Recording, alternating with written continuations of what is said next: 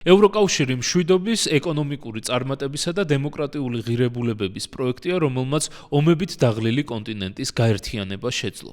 ევროკავშირში წევრობა კი დღეს მრავალი ქვეყნისთვის, მათ შორის საქართველოსთვისაც ეკონომიკური წარმატებისა და დემოკრატიული მომავლის იმედად იქცა. თქვენ უყურებთ პოდკასტს როგორ და რატომ და მე მისი წამყვანი ერეკლე შუბითიძე ვარ. დღეს ჩვენ ვისაუბრებთ ევროკავშირის ისტორიაზე, ევროკავშირის ურთიერთობებზე საქართველოსთან და მის როლზე ახალ მსოფლიო წესრიგში. ამ მიმართულებით დღეს ჩვენი სტუმარია საქართველოს საგარეო საქმეთა მინისტრის ყოფილი მოადგილე გიგი გიგიაძე. თუ მოგწონთ ჩვენი კონტენტი, გთხოვთ მოიწონოთ ჩვენი ვიდეოები, გამოიწეროთ ჩვენი YouTube-ის არხი და ქვემოთ კომენტარებში დაგვიწეროთ თუ რა თემაზე ისურვებდით შემდეგ ეპიზოდს. დიდი მადლობა რომ გვიყურებთ.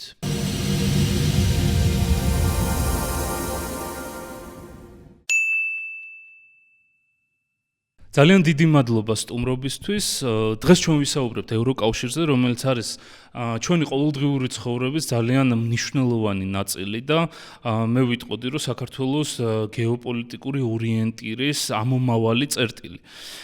და ეს თემა ჩვენ ყოველდღიურ ცხოვრებაში აქტიურად განიხილება და მნიშვნელოვანია ჩვენს მაყურებელს აუხსნათ საიდან წამოვით, რა არის ეს ევროკავშირი, რომ ძალიან მინიმალისტურად და მარტივად არ შევხედოთ ამ სიტუაციას, იმიტომ რომ ხშირად ჩვენ მარტივი სლოგანებით და მარტივი თემებით ვიცნობთ ამ ორგანიზაციას. არის ეს მხოლოდ ეკონომიკური ერთიანობა, არის ეს თანასწორი ქვეყნების ერთიანობა თუ რა არის ეს და ამისთვის ვფიქრობ მნიშვნელოვანია ისტორიულ საწყისებს შევხედოთ. საიდან წამოვიდა ევროკავშირი და როგორ და რატომ შეიქმნა ეს ორგანიზაცია?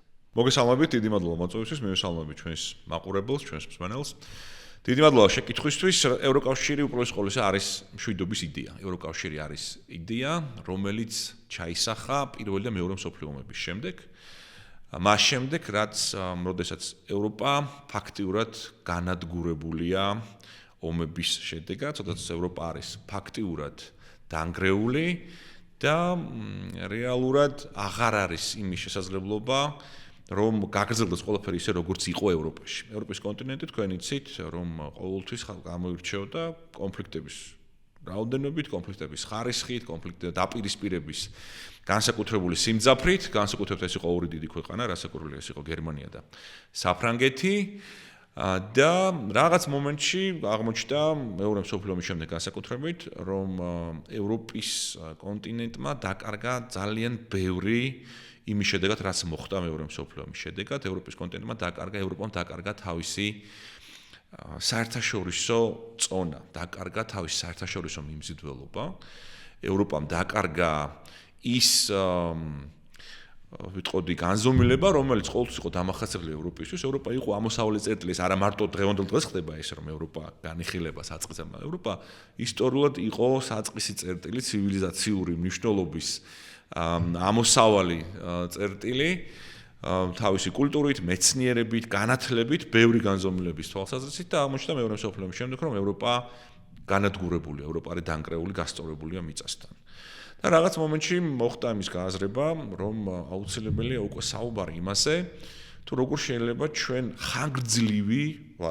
ხანგრძლივი პერიოდით გამოვრიცხოთ ურთიერთშუღლი, ურთიერთდაპირისპირება და რა შეიძლება ჩვენ ამ მიმართულებით გავაკეთოთ ამ კონტინენტზე იმისათვის, რომ ის საკითხები, რომლებიც აქამდე განიხილებოდა როგორც თქვათ ურთიერთდაპირისპირების საბაბი, მომავალში იყოს თანამშრომლობის მაგალითად, თანამშრომლობის საფუძველი.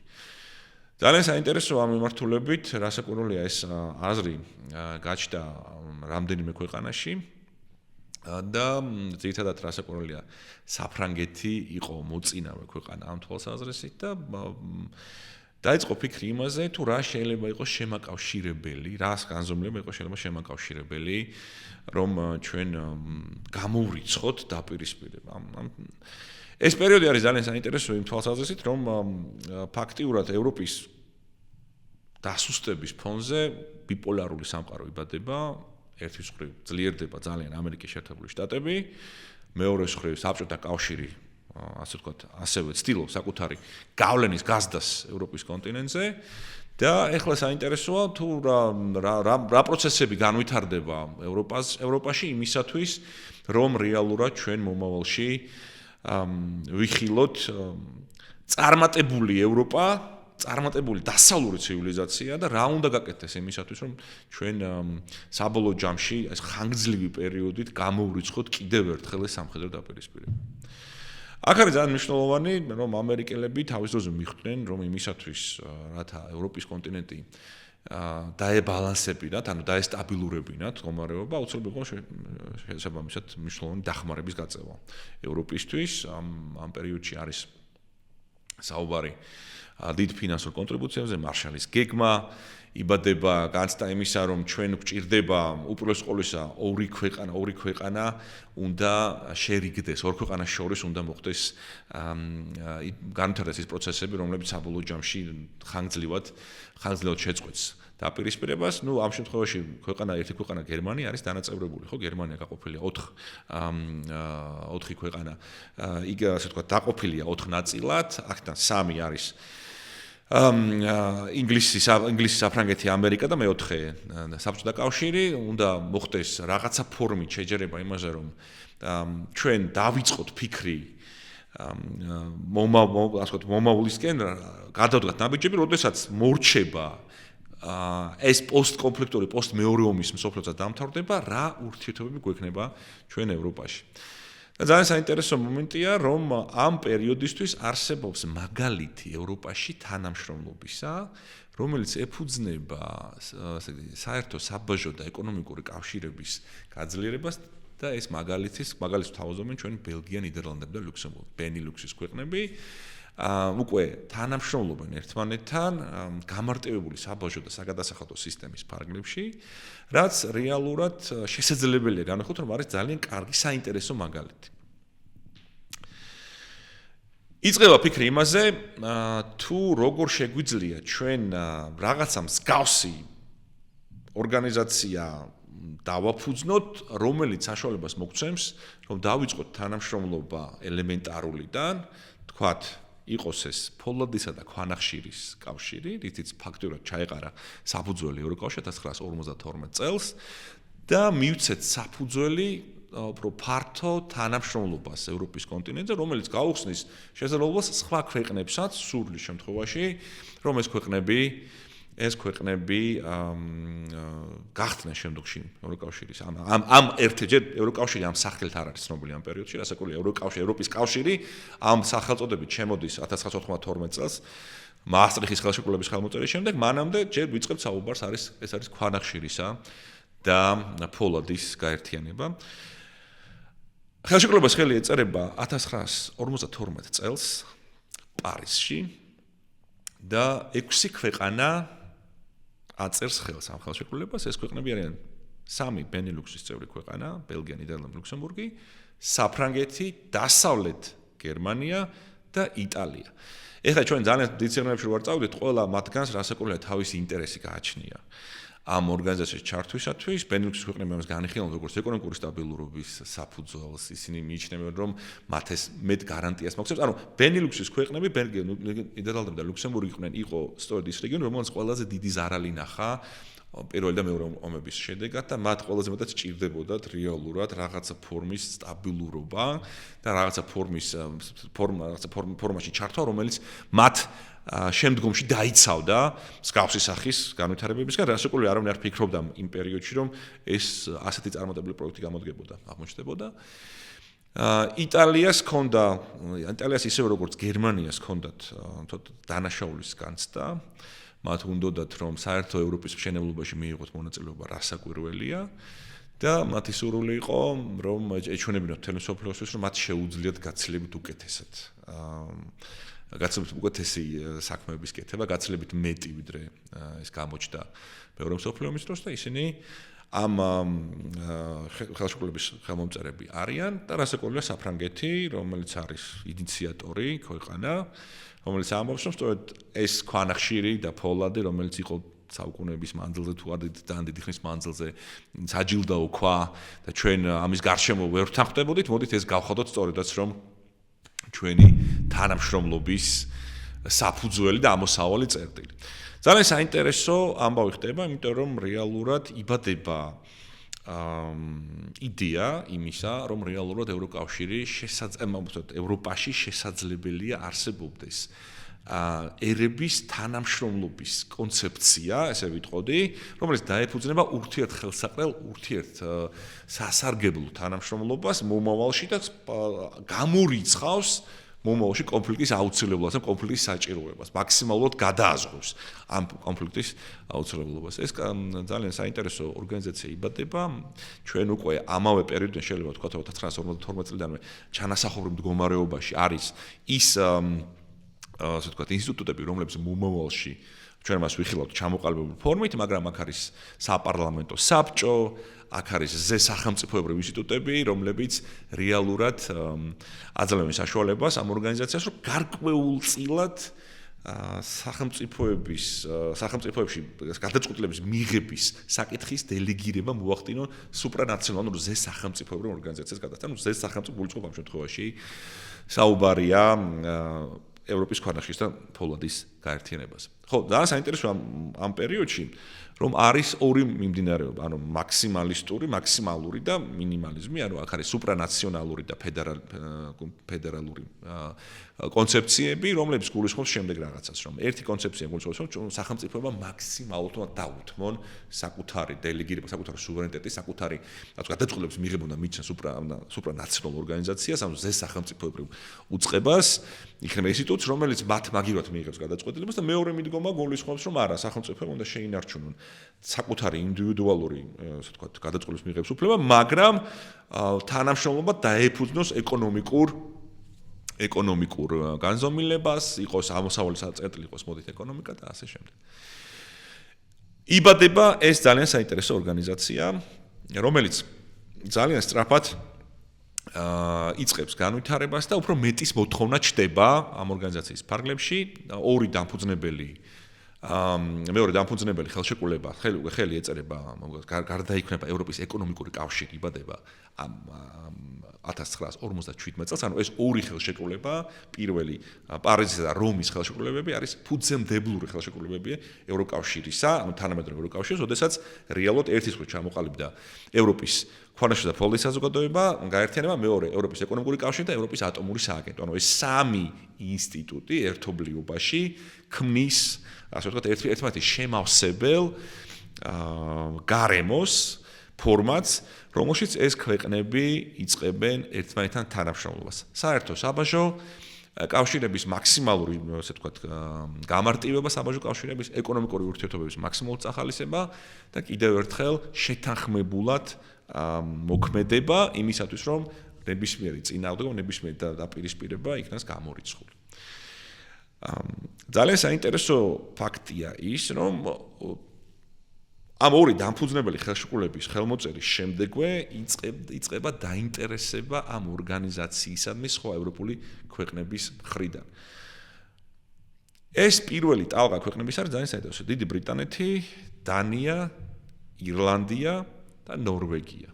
ანუ ეს ქვეყნები გამოთქვამენ საკუთარი ინდივიდუალური, ასე ვთქვათ, ინტერესის გათვალისწინებით, ეს ქვეყნები გამოთქვამენ სურვილს, რომ რაღაც ფორმით მათაც მიიღონ მონაწილეობა ამ პროცესებში, ამ ინტეგრაციულ პროცესებში, რომლებიც იწყება ევროპის კონტინენტზე. მინდა ასევე მსმენელმა იცოდეს, ცოტათი გადახვევა ათემდან, მაგრამ ამავე დროს ინგლისი ამის საპირწონედ ქმნის ასევე ალტერნატიულ ორგანიზაციას, EFTA-ს, ევროპის რამდენიმე ქვეყანას შორის. თავისუფალი ვარჭრობის საზოგადოებას, რომელსაც ცდილობს დაუპირისპიროს აი ამ დინამიკას, რომელიც ვითარდება კონტინენტურ ევროპაში, მაგრამ ეს ორგანიზაცია დღემდე არსებობს, მაგრამ რასაკვირველია იმ გავლენის და იმ წონის ორგანიზაციად ვერ ყალიბდება. რატო ხდება ეს ესე? თქვენ ყველას გვახსოვს, რომ საფრანგეთის დამოკიდებულება დიდი ბრიტანეთისგან ისტორიულად იყო ძალიან, ვთქვათ, ვიტყოდი რთული, დეგოლს მიაჩნდა, რომ დიდი ბრიტანეთი შემოყვანა ამ ორგანიზაციაში, მაშინ ევროპის ეკონომიკურ გაერთიანებაში იქნებოდა დამაზიანებელი, ვინაიდან ამ მხრივ ამერიკის, ასე ვთქვათ, გავლენა გაძლიერდებოდა ევროპაში. მაშინ მიაჩნდათ ფრანგებს, რომ ინგლისი, როგორც ამერიკის უმთავრესი დასაყრდენი ევროპაში, ევროპის კონტინენტზე, ძალიან დიდ გავლენას მოიპოვებდა და დეგოლი სამჯერ ახერხებს დიდი ბრიტანეთის დაბლოკვას, დიდი ბრიტანეთის გაწევრიანების დაბლოკვას ამ ორგანიზაციაში და ბოლოს მისი გადადგომის შემდეგ ეს საკითხი დადებითად წყდება და დიდი ბრიტანეთი როდესაც ხდება დიდი ბრიტანეთის დაბლოკვა, მისი გაწევრების დაბლოკვა, ასევე ხდება დანარჩენი ქვეყნების, ასევე დანიის, ნორვეგიისა და ირლანდიის დაბლოკვაც ისინიც ვერ ახერხებდა და დეგოლის ასე ვთქვათ წასვლის შემდეგ უკვე ეს ქვეყნები 79 წელს ხდებიან უკვე ევროკავშირის წევრები, ანუ ევროკავშირი არ არის ამ ფორმით, ამ ევროპის ეკონომიკური გაერთიანების წევრები, ასევე ევროატომის წევრი ქვეყნები და შესაბამისად იწყება ძალიან საინტერესო პროცესი, იწყება ევროკავშირის გაფართოების პროცესი. ანუ პირველი გაფართოების პროცესი. ანუ რას ნიშნავს ახლა უბრალოდ წარმოვიდგინოთ, როდესაც საუბარია ევროკავშირის თანამედროვე სახით არსებობაზე, უნდა გვახსოვდეს, რომ გარდა ყველაფრისა მისი დამფუძნებელ მამებს ყოველთვის ჰქონდათ ჩანაფიქრში ჩადებული, რომ ეს არ იქნებოდა რთული პროცესი. ეს იქნებოდა პროცესი, რომელიც დაეფუძნებოდა რომელიც აეწყობოდა კრიზისებს. ანუ კრიზისების შედეგად მოხდებოდა მისი კიდევ უფრო კონსოლიდაცია და კრიზისები განაპირობებდნენ ამ კავშირის საბოლოო წარმატებას. თავდაპირველად მინდა გითხრათ, რომ არ იგულისხმებოდა, რომ ყველა ევროპული ქვეყანა გახდებოდა მისი წევრი, მაგრამ საბოლოო ჯამში იმ აზრმა გაიმარჯვა, რომ რეალურად წარმატებული სამშვიდობო პროექტი კონტინენტზე შეიძლება იყოს წარმატებული მხოლოდ იმ შემთხვევაში, თუ რაც შეიძლება მეტი ქვეყანა იქნება მისი წევრი, თუ რაც შეიძლება მეტი ქვეყანა მიიღებს მონაწილეობას მის, ასე ვთქვათ, ფუნქციონირებაში. და დაიწყება გაფართოების პროცესი, იწყება ძალიან საინტერესო ფაქტით ქვეყნები, რომლებიც წევრიანდებიან ორგანიზაციაში, იზიარებენ მის დებულებას, დასაკურველი ახდენენ საკუთარი უფლებების დელეგირებას სუპრანაციონალური ინსტიტუტებისადმი და შესაბამისად ანიჭებენ მათ უფლებას, რომ რაღაცა გარკვეული საკითხების გადაწყვეტა მოხდეს მათ მიერ და სახელმწიფოები თავად არ ჩაერენ. ეს პროცესი ვითარდება თანმიმდევრულად, ჩვენ გვაქვს რამდენიმე ტალღა ევროკავშირის გაწევრიანებისა, ამის მერე მოდიან, ხმელთაშუაზღვიური ეპოქა იწყება, ამის შემდეგ 82 წელს წევრიანდება საბერძნეთი, საბრაზ დიდი ხნის მანძილზე ჰქონდა სურვილი გამოთქმული გაწევრა, მაგრამ იქ იყო დიქტატურის გარკვეული პერიოდი, ამ პერიოდში ცხადია, ვერ ხერხდება ეს, 86 წელს უერთდება ესპანეთი და პორტუგალია, იქაც იმიტომ გაგრძელდა რომ ეხაც დიქტატორს. ანუ ამაზე ხარ ძალიან დიდი ყურადღება რო არ გავამახოთ, იწყება გაფართოების პროცესი იმ განცდით, სწორედაც რომ რეალურად პროექტი იქნება წარმატებული, ევროკავშირის პროექტი იქნება წარმატებული, თუ მასში მაქსიმალური ქვეყნების რაოდენობა ევროპის კონტინენტს მაქსიმალურად მიიღებს მონაწილეობას და ეს არის ამას თავად ქვეყნები მიესალმებიან. გინდა მშვიდობის პროექტის ნაწილი იყო, გინდა იყო ამ საერთო ასე ვთქვათ წარმატების ნაწილი. კი ბატონო, გაქვს გარკვეული პირობები, ამყოფილებ ამ პირობებს და შესაბამისად ეს პირობითობის თემა არ არის დაწყებული მარტო ჩვენთან მიმართებთ. ანუ ეს პირობითობა ყოველთვის არსებობს, იმიტომ რომ გარკვეული დებულებების დაკმაყოფილება ხდება. ოღონდ ეს პირობები არ არის ჩამოყალიბებული ამ პერიოდისთვის, ხო? ჩვენ მერე ვსაუბრობთ უკვე სხვადასხვა ეტაპებზე. რეალურად, რაც ჩვენ ვიცით 1993 წელს კოპენჰაგენის კრიტერიუმების სახელით ცნობილი მოთხოვნები, რაც დაუწესდათ ნებისმიერ სულს, ისაზღვრება მომდევნო ეტაპზე. ანუ ეს არ არის პირველი რამდენიმე ტალღა არ არის, ასე ვთქვათ, ამას არ თხოვენ. ხო, ამ ტალღის ასე იგი ამ კოპენჰაგენის კრიტერიუმის განსაზღვრა ხდება უკვე იმის ფონზე, მას შემდეგ რაც ცხადია, რომ საბჭოთა კავშირის სოციალისტური ბლოკის, საბჭოთა კავშირის ნგრევისა სოციალისტური ბლოკის გამოთავისუფლების შედეგად არსებობს იმ შესაძლებლობა, რომ უამრავი ქვეყანა, ბევრი აღმოსავლეთ ცენტრალური ევროპის ქვეყანა გახდეს ევროკავშირის წევრი. ანუ 90-იანი წლების შემდეგ ხდება რეალურად გამოკვეთა იმისა, თუ რეალურად რა მოთხოვნები უნდა არსებობდეს იმისათვის, რომ ეს ქვეყნები, ამ ქვეყნებმა შეძლო მონაწილეობა მიიღონ უდიდეს სამშვიდობო იდეაში, სამშვიდობო პროექტში, რაც არის ევროკავშირი. მე არ ვიცი, კოპენჰაგენის კრიტერიუმები ჩამოთვალოთ, ყველაფერს. კი ბატონო, კოპენჰაგენის კრიტერიუმები ძალიან მარტივად, ნიშნავს არის სამი განზომილება, არის სამი კრიტერიუმი, ამას მე შემდეგ 95 წელს დაემართა კიდე თესალონიკის შეხვედრის დროს მოხდა კიდევ დამატება დებულებებისა. 93 წელს არის სამი ძირითადი დებულება, ეს არის პირველი პოლიტიკური განზომილება, ეს არის უნდა იყოს სრულ თანხმედრაში ევროპულ ღირებულებებთან და ფასეულს არის დემოკრატია, ეს არის ადამიანის უფლებები, ეს არის სამართლებრივი სახელმწიფოს არსებობა და უნდა იყოს, ასე ვთქვათ, სულად იზიარებდეს იმ ღირებულებებს, რომელიც არსებობს ამ ორგანიზაციაში. მეორე არის ეკონომიკური კრიტერიუმი, მეორე არის ამბობს რომ უნდა იყოს თავსებადი საერთაშორისო საბაზრო ეკონომიკასთან, უნდა იყოს ქვეყანას უნდა შეეძლოს რომ მონაწილეობა მიიღოს თავისუფალ საბაზრო ეკონომიკაში, ანუ უნდა იყოს რაღაც დონეზე უნდა არსებობდეს ეკონომიკური მაჩვენებელი, მისი უნდა იყოს რაღაც დონის შესაბამის რომ ჩაერთოს ამ ურთიერთობაში და მესამე მან უნდა გადაიტანოს თავიდან ბოლომდე საკუთარ სამართლებრივ სივრცეში ევროკავშირის კანონმდებლობა, ანუ ევროკავშირის კანონები.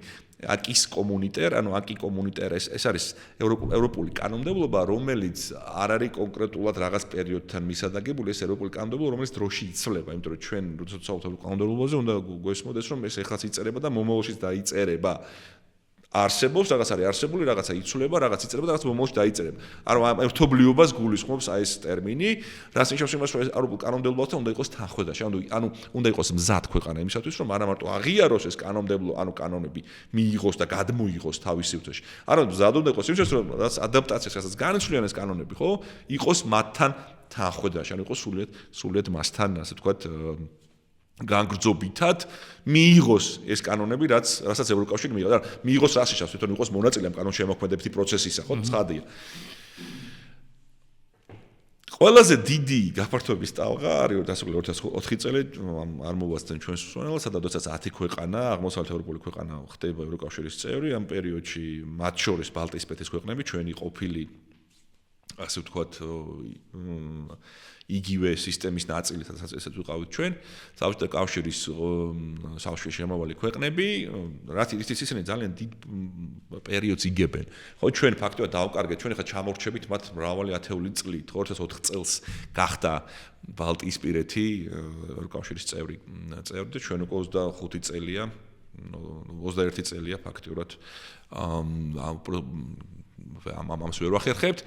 ეს დიდი გაფართოება ხდება რეალურად გამაფრთხილებელი ევროკავშირისთვის. ევროკავშირი უკვე ფიქრობს, რომ რეალურად პროცესი რთულდება, ვინაიდან ის ახალი ქვეყნები, რომელიც მიიღებაც ხდება ამ ორგანიზაციაში, საჭიროებენ ძალიან დიდ ძალისხმევას მათი სრულფასოვანი ჩართვის უზრუნველსაყოფად. ანუ მარტივად რო ავხსნათ, ეს პროცესი არ არის მარტივი. მიუხედავად იმისა, რომ ქვეყნები ასრულებენ გარკვეულ მოთხოვნებს, ეს მოთხოვნები გაწერილია მანამდე ასოცირების შეთანხმებაში, გაწერილია იმ ვალდებულებებში, რასაც ეს ქვეყნები იღებენ საკუთარ თავზე, მაგრამ სანამ ამ ყოველფრის განხორციელება მოხდება, ხორცშესხმა მოხდება ადგილობრივ, ანუ თითოეული ქვეყნის მიერ, ამას სჭირდება დრო, ამას სჭირდება გარკვეული ეტაპები, იმისათვის, რომ ქვეყანა სრულფასოვნად ჩაერთოს პროცესებში. ამიტომ აქ ჩვენ გვაქვს ამ პერიოდის მერე ჩვენ გვაქვს ოდნავ ასე ვთქვათ შემცირებული ენთუზიაზმი ევროკავშირის ფარგლებშიც თავად. კიდევ ერთხელ ყველას ვახსენებ, რომ ევროპის კავშირი ეწოდა ამ ორგანიზაციას 1992 წელს ხელმოწერილი მაასტრიხის ხელშეკრულებიდან. მანამდე არსებობს ევროპის ქონახის და ფოლადის გაერთიანება, ევროპის ეკონომიკური გაერთიანება და ევრატომი, ანუ ეს სამი ორგანიზაცია ფაქტობრივად ერთიანდება თავს ეკრება ამათ ერქმევათ ევროპის კავშირი 92 წლის შემდეგ და იმისათვის რომ რეალურად ჩვენ მოახერხოთ ამ ქვეყნების ჩართვა სრულფასოვან პროცესში აუცილებელია არა ჰორიზონტალური გაფართოება, არამედ ვერტიკალური გაფართოება. ანუ საუბარი იწყება ევროკავშირში იმაზე, რომ მოდი ჩვენ ნუღა ეხლა ცოტა ხანი გავჩერდეთ, ანუ ჰორიზონტალურ გაფართოებაზე აღარ ვიფიქროთ, ვიფიქროთ ვერტიკალურ გაფართოებაზე, ანუ ჩავართოთ ეს ქვეყნები, მოვხდეთ მათი ინტეგრაცია, რაც შეიძლება მეტად ჩვენს კავშირში იყვნენ ისე გახდნენ ისინი რეალურად თანაბარი ჩვენს საერთო ევროპულ სტანდარტთან და შემდგომ რასაკვირველი პროცესი უნდა გაგრძელდეს. ანუ იმაზე საუბარი არასდროს არ ყოფილა ევროკავშირში, რომ რეალურად ყველა ევროპულ ქვეყანას აქვს თუ არა უფლება რომ გახდეს თუ არა, იმიტომ რომ ჩვენ ყველას გვახსოვს ეს 59 მუხლი ევროკავშირის შესახებ შეთანხმებისა მაასტრიხის ხელშეკრულების, რომელიც ამბობს რეალურად, რომ ნებისმიერ ევროპულ ქვეყანას აქვს უფლება გახდეს ევროკავშირის წევრი. ევროპულ ქვეყანაზეა საუბარი. ნებისმიერ ევროპულ ქვეყანას, ანუ განსაზღვრული აქაც რომ კონტინენტური საზღვრები არსებობს და ამაზე საუბარი არ არის, რომ საქართველოს არის თუ არა ევროპა. ცხადია საქართველოს ევროპაა და ცხადია საქართველოს ამის უფლება აქვს. ამის გატეხის უფლება აქვს. მაგრამ ჯერჯერობით იწყება ერთობლივ ევროპულ გაფართოების დაღლილობა 2004 წლის შემდეგ, ვინაიდან ეს ინტეგრაციული პროცესები ოდნავ ნელდება. ეს ქვეყნები, პოსტსაბჭოთა ქვეყნები, სოციალისტური ბლოკის ქვეყნები ვერ ახერხებენ ისე სწრაფად საკუთარი საერთო დონის ამაღლებას, რაც არის აუცილებელი და ამიტომ ოდნავ ეს დაღლილობის მომენტი არის. ევროკავშირი 2010 წელს იღებს ნობელის პრემიას, აი ბევრისთვის ნანატრ ნობელის პრემიას მშვიდობის დარგში, როგორც ორგანიზაცია, რომელიც განგრძობითად უზრუნველყოფს მშვიდობას ევროპის კონტექსტში. არც ერთი ორგანიზაცია მანამდე არც მსოფლიოში ამდენი ხნის მანძილზე მაგ პერიოდში იყო 65 წელი, რაც ამ ორგანიზაციამ რეალურად შეინარჩუნა მშვიდობა ევროპის კონტინენტზე და არ მოხდა არანაირი სერიოზული დაპირისპირება და ამაში იღებს ის ნობელის პრემიას. ანუ ამაზე ყოველთვის საუბრობ ხოლმე, ანუ პარალელის გავლა როგორ შეიძლება რომ ეს ორგანიზაცია დადანაშაული იყოს, რომ რაღაცა ფორმით ვინმეს მოუწოდებდეს რაღაცა სამხედრო კონფრონტაციის ან რაღაცა ფორმით სამხედრო დაპირისპირებას, ან რასაკურველი არის ნონსენსი. ამაზე საუბარი დღევანდელი გადმოსახედიდან ალბათ მხოლოდ შესაძლებელია იმ ადამიანების იმ ჯგუფთან, რომლებიც არ არიან ინფორმირებული, რომლებიც არ იციან არაფერი ამ ორგანიზაციის შესახებ, ამიტომ ორგანიზაცია არის ერთადერთი, რომელიც დაჯილდოებულია მშვიდობის დარგში ნობელის პრემიით. იწყება ძალიან საინტერესო პროცესები. 2004 წლის შემდეგ 2007-ში ხდება ორი ქვეყნის მიღება, ეს არის რუმინეთი და ბულგარეთი. და 2013-ში ყველაზე ბოლო ქვეყანა არის ხორვატიის რესპუბლიკა, რომელიც ასევე ბალკანეთის ქვეყანა ხდება ევროკავშირის წევრი, საერთო ჯამი ადის 28 ქვეყანამდე და ევროკავშირი რაღაც ასეთ ძალიან სერიოზულ დიდ პროექტად ყალიბდება. ანუ ეს არის არა მარტო ყველაზე ძლიერი ეკონომიკურად ყველაზე ძლიერი და ყველაზე წარმატებული ორგანიზაცია, არამედ კიდევ ერთხელ ეს არის მშვიდობის იდეა, რომელიც ხდება მიმზიდველი სოფლიოს სხვა ორგანიზაციებისთვის, სოფლიოს სხვა ქვეყნებისთვის. ცალკე ევროპათო ცოდნეობაში ცალკე საკითხად განიხილება თუ რა განაპირობებს აი ამ ევროკავშირის მიმზიდველობას. რა ფაქტორებმა განაპირობა ევროკავშირისადმი ესეთი განწყობის ჩამოყალიბება მთელ სოფლიოში, რომ ნებისმიერი საერთაშორისო ორგანიზაცია, სხვა ორგანიზაცია ცდილობს, რომ საკუთარი სტანდარტები, ნორმები მიუსადაგოს ევროკავშირის, დაეციოს, გაიმეოროს იგივე ინსტიტუტები, მოახდინოს რაღაცა ფორმით იგივე, ასე ვთქვათ, სახით ჩამოყალიბება, როგორც არის ევროკავშირი, თუ ძალიან არ გამიგზელდა, ორიოდე სიტყვით ვიტყვი, რატო ითვლება რთულ ორგანიზაციად? ანუ რატო ბევრი მიიჩნევს, რომ ეს არის ძალიან რთული ორგანიზაცია, მაგრამ მე ყოველთვის საუბრობს ვეუბნები, რომ ძალიან მარტივად შეგვიძლია ჩვენ ეს წარმოვიდგინოთ როგორც დიდი სახელმწიფო.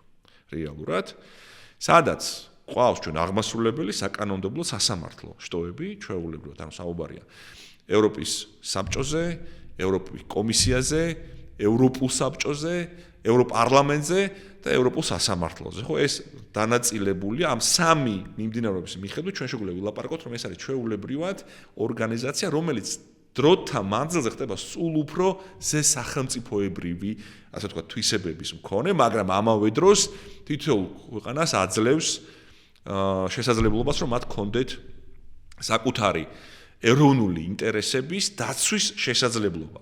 ამის ძალიან მკაფიო მაგალითია, რაც მოხდა 2020 წელს, როდესაც დიდმა ბრიტანეთმა გადაწყვიტა, რომ მას აღარ სურს ამ ორგანიზაციაში ყოფნა და ძალიან მარტივად დატოვა ეს ორგანიზაცია რეფერენდუმის ჩატარების შემდეგ. სრული უფლება ჰქონდა ამის გაკეთებისა, ხელშეკრულების თანახმად 50-ე მუხლი, 59 ამბობს რომ ნებისმიერ 50-ე ამბობს რომ ამის გაკეთებაში ქვეყანას თავისუფლად შეუძლია, ანუ რისი თქმა მინდა. ეს თავსმოხვეული ნარატივი და განზომილება, რომ ჩვენ რაღაცას გვაიძულებს და პარალელების გავლება საბჭოთა კავშირთან და ნებისმიერ სხვა კავშირთან, არის სრული ნონსენსი, ანუ არ დიპლომატიურად რო ვთქვა, ეს არის არასწორი ინფორმაცია, იმიტომ რომ ჩვენ ფაქტიურად ამის ერთად დაყენებაც კი შეურაცხყოფელია, ვინაიდან ევროკავშირი აპრიორი აძლევს საშუალებას ნებისმიერ წევრ-ქვეყანას, რომ ნებისმიერ დროს მისი სურვილის შემთხვევაში მას შეუძლია დატოვოს ევროკავშირი, გავიდეს მისი პარლამენტიდან და ჩვეულებრივად დაუბრუნდეს ჩვეულ რეჟიმს ურთიერთობისა დანარჩენ ევროპასთან. რას მოხდა კიდევაც ინგლისთან მიმართებაში? ანუ ჩვენ გვაქვს რეალურად ყველაფრის მაგალითი უკვე ევროკავშირის სივრცეში. ჩვენ გვაქვს მაგალითი იმისა, რომ რეალურად როგორც გაწევრიანების შემთხვევაში, ასევე სურვილის შემთხვევაში ქვეყანა შეუძლიათ ნებისმიერ დროს გამოიყენოს ეს საფუძველი, დატოვოს ქვეყანა ნებისმიერი მისთვის, ასე ვთქვათ, ნებისმიერ მისთვის მისაღებ დროს, სასურველ დროს და ამას არანაირი წინ, ასე ვთქვათ, პრობლემა ამაში არ ექნება. უბრალოდ ევროკავშირიდან გასვლის შემდეგ უნდა ახსოვდეს ყველას, რომ მისი შესაძლებლობების არეალი მნიშვნელოვნად მცირდება. დიდი ბრიტანეთის შემთხვევაში ეს იყო მისი საერთაშორისო გავლენა, მისი საერთაშორისო წონა ევროპიდან გასვლის შემდეგ მნიშვნელოვნად შემცირდა. მაგრამ ძალიან უარ გაგვიგრძელდეს, ეს არის ძალიან მარტივად ვთქვათ, ეს არის ყველაზე წარმატებული სამშვიდობო პროექტი, ყველაზე წარმატებული სამშვიდობო იდეა, რომელმაც ამავე დროს მოუტანა ძალიან დიდი კეთილდღეობა თითოეულ წევრ ქვეყანას. ალბათ გვექნება ამაზე საუბარი, მაგრამ ევროკავშირის წარმატებულობის მაჩვენებელი გარდა იმისა, რომ არ არის ომი 75 წელზე მეტია ევროპის კონტინენტზე, არის ასევე ის ტრანსფორმაციის ძალა, რომელიც მას გააჩნია თითოეულ ქვეყანასთან მიმართებით. ამაზე ალბათ ვისაუბრებთ. ქვეყნები, რომლებმაც ეს ნაბიჯი გადადგეს, მათ ერთი რეალობიდან გადაეცვალეს სრულიად სხვა რეალობაში. ამის უამრავი ძალიან კარგი მაგალითია.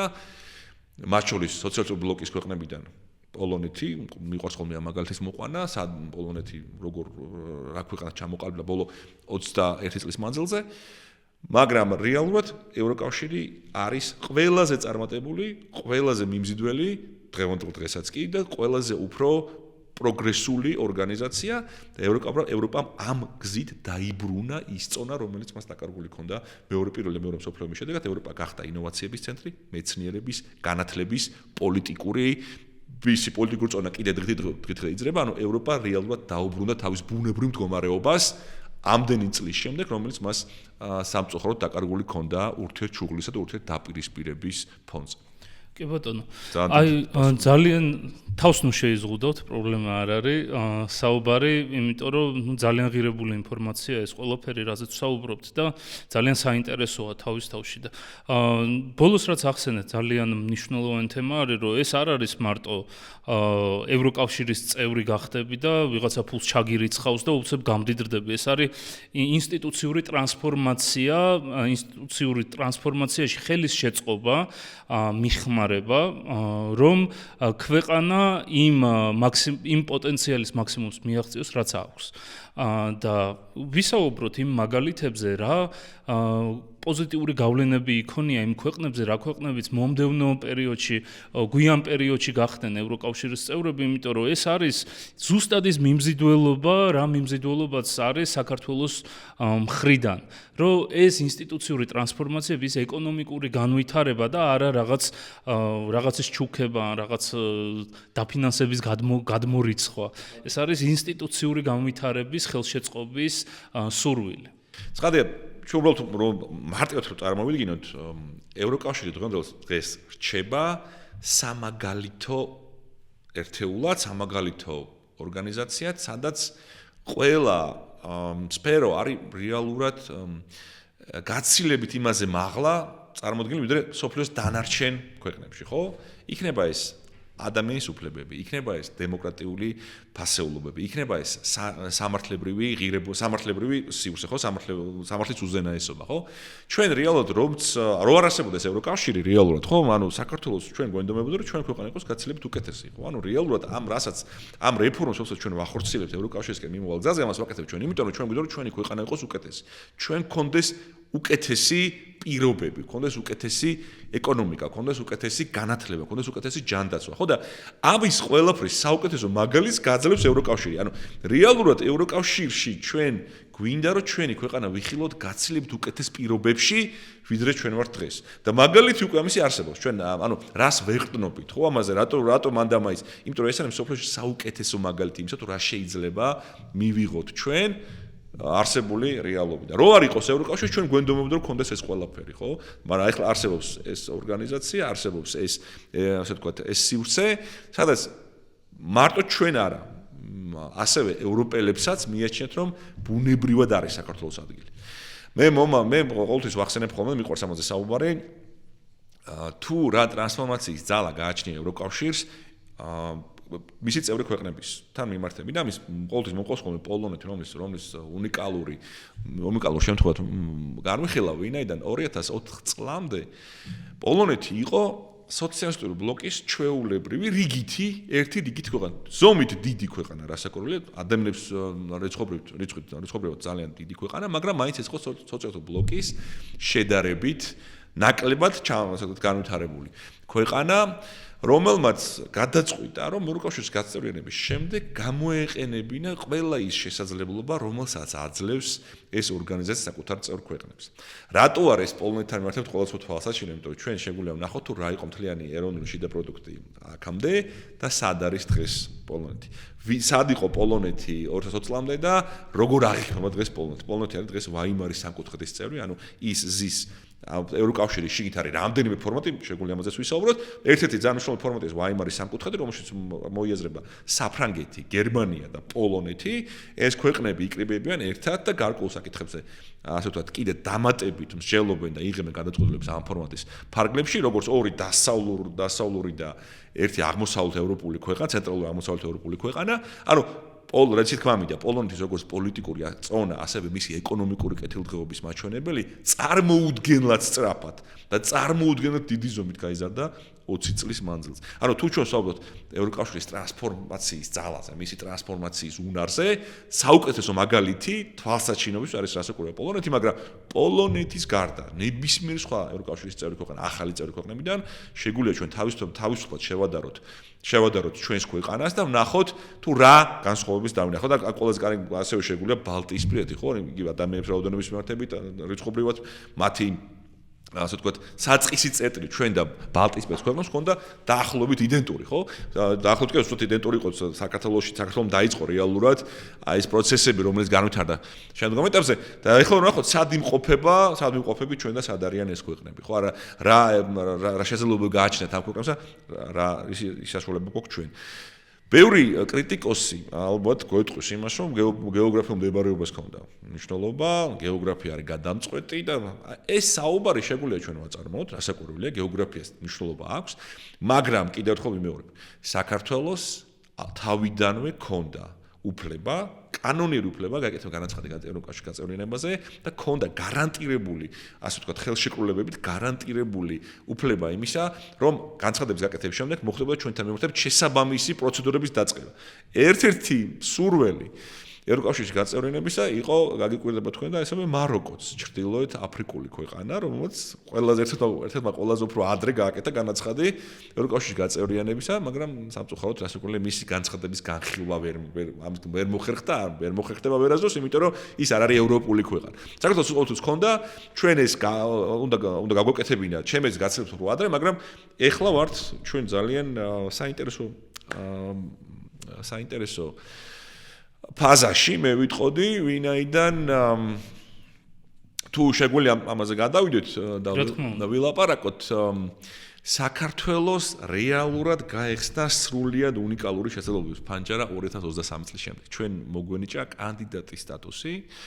2023 წლის ბოლოს ევროპის კომისიამ გააკეთა წინადადება, მიმართა წინადადებით ევროპულ საბჭოს, რომ ჩვენთვის ეს გადაწყვეტა, ეს ასე ვთქვათ, უდიდესი მონოპოლარი მოეცათ და საქართველოს ეხლა ამჟამად არის კანდიდატი ქვეყანა. მიუხედავად იმ სირთულეების, რომელსაც ეხლა ჩვენ ვადარებთ თვალყურს, ხო? მიუხედავად იმისა, რომ ბოლო გაფართოების ანგარიში ევროკომისია ამბობს, რომ საქართველოს ეს კანდიდატის სტატუსი აქვს მხოლოდ ნომინალურად, მხოლოდ წერილობით, რაც ძალიან სავალალ სამწუხაროა, რასაკურველია, ჩვენ გვაქვს ეს სტატუსი, ჩვენ ვართ კიდევ გვასრულებთ ასოცირების შეთანხმებას, ჩვენ გვაქვს სავიზო რეჟიმის ლიბერალიზაცია, ანუ ჩვენ ვართ რეალურად ასე ახლოს ჩვენ ევროპასთან არასდროს არ ყოფილვართ. ესეთი შესაძლებლობა ჩვენ აქამდე არასდროს არ გქონია და ამის გამოყენება ჩვენ რეალურად ჯერ კიდევ შეგვიძლია. ანუ ჩვენ უნდა გვახსოვდეს ამ უარყოფითად ნეგატიური ანგარიშების, მოხსენებების, რეზოლუციების, განცხადებების, მოსაზრებების მიუხედავად, რაც ბოლო პერიოდში ჩვენთან მიმართებით ისმის, საქართველოს მიმართებით ისმის ევროპულ ინსტიტუტებში, საქართველოს ინარჩუნებს შესაძლებლობას. ანუ ჩვენ არაფერი არ დაგვიკარგავს, ჩვენი ასე ვთქვათ, ჩვენთვის მონიჭებული ფორმატებიდან ჯერჯერობით ყველაფერი გვაქვს და ვიმყოფებით სრულიად სხვა ეტაპზე ჩვენი ინტეგრაციისა, ვიდრე ვიყავით 4 წლის წინ. და ამაზეც შემიძლია მოგახსოვს. კი ბატონო. გადავიდეთ საქართველოზე ვისაუბროთ, ვიდრე გლობალურ პროცესებზე ვისაუბროთ და შეგვიძლია გლობალური პროცესები დავასრულოთ და მაშინ საინტერესოა საქართველოს და ევროკავშირის შორის ურთიერთობები ყველაფერი როგორ დაიწყო და ეხლა რა ეტაპზე ვართ? კი ბატონო, ევროკავშირმა საქართველოს ცნო როგორც de jure დამოუკიდებელ სოციალურ ქვეყანად 1993 წელს ჩვენ ევროკავშირმა გვაღიარა როგორც ახალი სახელმწიფო და დაიწყო ჩვენთან ურთიერთობა, მაგრამ ამ პერიოდისთვის უნდა გვახსოვდეს, რომ ჩვენ არა ვართ მისი პირდაპირი მოსაზღვრე ქვეყანა, ჩვენ არა ვართ პირდაპირ არ ვესაზღვრებით ევროკავშირს და ევროკავშირი აყალიბებს ჩვენთან ურთიერთობებს, ასე ვთქვათ, შედარებით უფრო, ასე ვთქვათ, საწყის ეტაპზე, დაწყებით ფორმატებში იყო ძალიან ბევრი საინტერესო პროექტი, სასოფლო-სამეურნეო პროექტები იწყებს მუშაობას ჩვენთან იმ მიმართულებით, რომ მოგვეხმაროს ინსტიტუციონალური ჩამოყალიბების პროცესში. გვეხმარება ევროკავშირი თავიდან რომ ჩვენ შევძლოთ ჩამოვაყალიბოთ ის ინსტიტუტები ქვეყანაში, რომლებიც აუცილებელია ქვეყნის სრულფასოვანი ფუნქციონირების, ევროპული ქვეყნის სრულფასოვანი ფუნქციონირების. ანუ რას აკეთებს? ევროკავშირი აგზავნის ექსპერტებს, რომლებიც გვეხმარებიან ჩვენ სამართლებრივ სფეროში, გვეხმარებიან ჩვენ ადამიანის უფლებების სფეროში, გვეხმარებიან ჩვენ იმ საკითხების ჩამოყალიბებაში, რაშიც ჩვენ გამოცდილება არ გავგვაჩნია საერთოდ არანაირი. არც გამოცდილება, არც სამწუხაროდ არც მეხსიერება ამისი არ აქვს, იმიტომ რომ საქართველოს ისევ და ისევ თუ შევადარებთ ჩვენ ბალტიისპირეთის ქვეყნებს, აქაც ჩვენ გვაქვს ძალიან შედარებით ხანგრძლივი წყვეტა. 1921 წლის შემდეგ საქართველოში ფაქტობრივად ორი თაობა, ორ ნახევარი თაობა შეიცვალა, ანუ ადამიანები, რომლებსაც შესაძლებელია რომ ხსომებოდათ, როგორ ასნიშნავდა დამოუკიდებელ სახელმწიფოში ცხოვრება და დამოუკიდებელ სახელმწიფოს ინსტიტუტების ფუნქციონირება, ესეთი ფიზიკურად არ არსებობს. განსხვავებით ბალტიისპირეთის ქვეყნებისგან. ბალტიისპირეთის ქვეყნებში თქვენ გახსოვთ, ჯერ კიდე არსებობდა თაობა 90 წლების დასაწყისში, რომელსაც ახსოვდა რა ასნიშნავდა დამოუკიდებელ სახელმწიფო.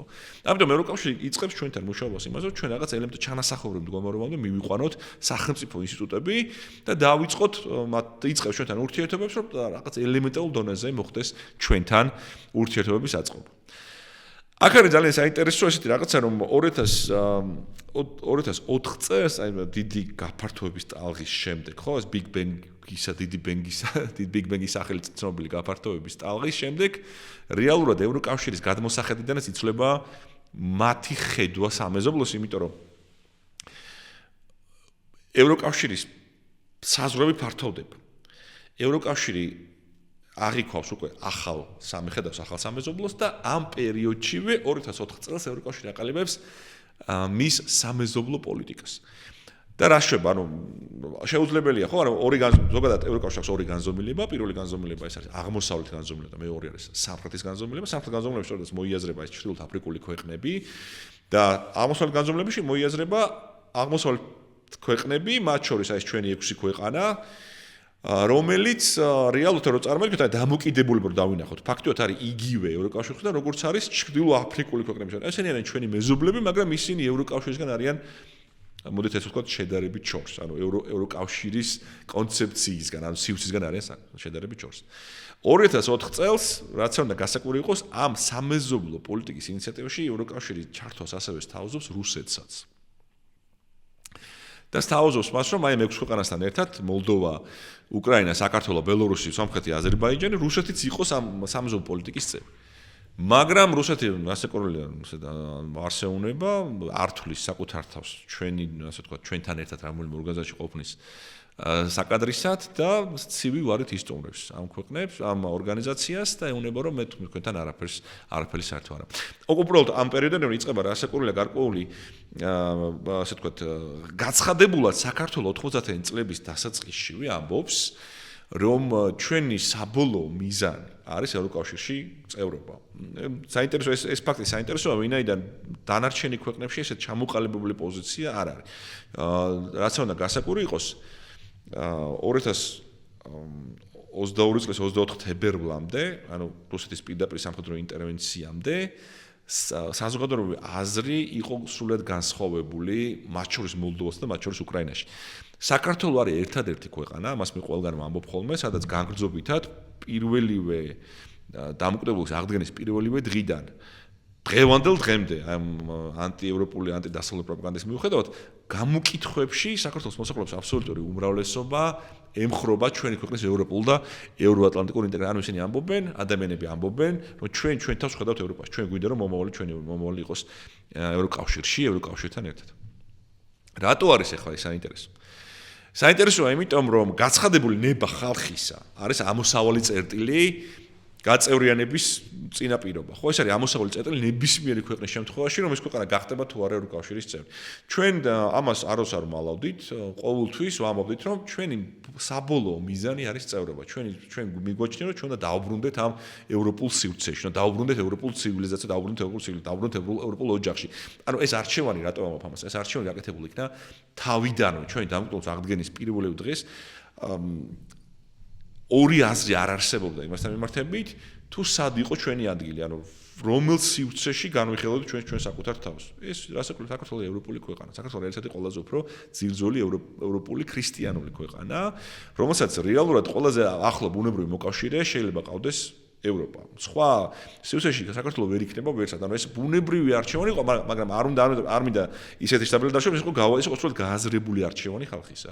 იმიტომ რომ ჩვენ გვინდა რომ ვიყოთ ევროპასთან ერთად, ჩვენ გვინდა რომ ვიყოთ ევროპულ ოჯახთან ერთად, ანუ ევროპულ ცივილიზაციასთან ერთად, ევროპული ცივილიზაციის ნაწილი გავხდეთ.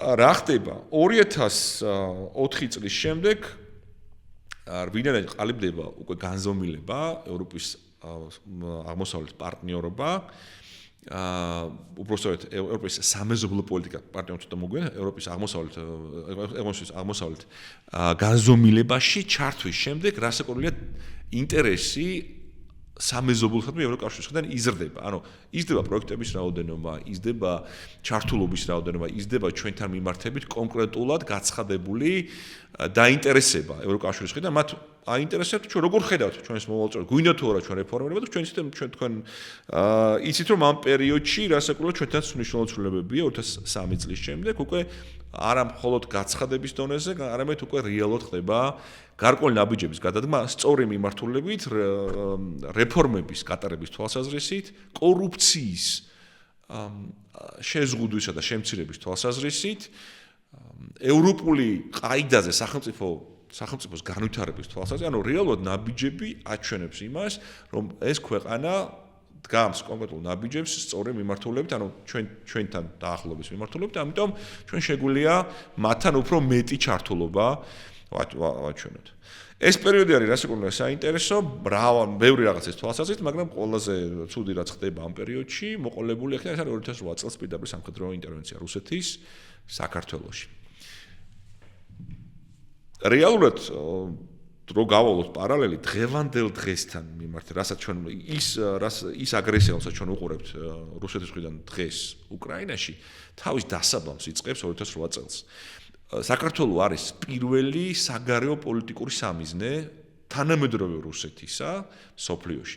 მანამდე რუსეთს მსგავსი სახის, ანუ ბევრი თვალსაზრისით საქართველო არის საცდელი არეალი რუსეთისთვის და მათ შორის პირდაპირ სამხედრო აგრესია დაწყებული, გაგრძელებული ჰიბრიდული ომები და საინფორმაციო ოპერაციები, ანუ საქართველო არის პირველი სამიზნე რუსეთისა, თუ როგორ ეს ანუ ტესტავს დასავლეთს რუსეთი, ცდის დასავლეთს, ახდენს ასე ვთქვათ, აკვირდება რეაქციას დასავლეთისას იმ ქმედებებით, რომელსაც ის ახორციელებს საქართველოს წინააღმდეგ. 2008 წელი არის ძალიან საინტერესო ასევე თვალსაზრისით, თუ რა გამოიწვია დასავლეთის თავშეკავებულობამ, მე ესე დიპლომატიურად ესე შევაფასებდი, თავშეკავებულმა რეაქციამ იმაზე, რაც მოხდა საქართველოში 2008 წელს და სადამდე მიიყვანა მსოფლიო იმ მდგომარეობამ, იმ დამოკიდებულებამ, რასაც ადგილი ჰქონდა 2008 წელს საქართველოსთან მიმართებით, იმიტომ რომ რეალურად რუსეთმა დაინახა რეალურად თუ რაზე არის წამსვლელი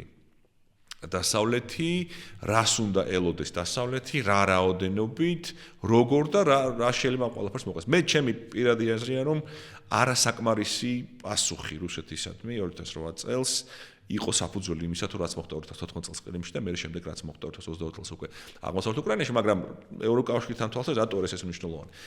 ევროკავშირში 2008 წლის აგვისტოს შემდეგ იწყება რეალურად ფიქრი იმაზე, თუ როგორ შეიძლება ჩვენ დავიცვათ მომავალში ჩვენი მეზობლები, იგულისხმება ეს ქვეყნები, უკრაინა, საქართველო, მოლდოვა, სომხეთი, აზერბაიჯანი და ბელორუსი, მსგავსი სახის რუსული აგრესიისგან და რა შეგვიძლია გავაკეთოთ ამ თვალსაზრისით. ეს დისკუსია, ეს მსჯელობა იწყება 2008 წელს.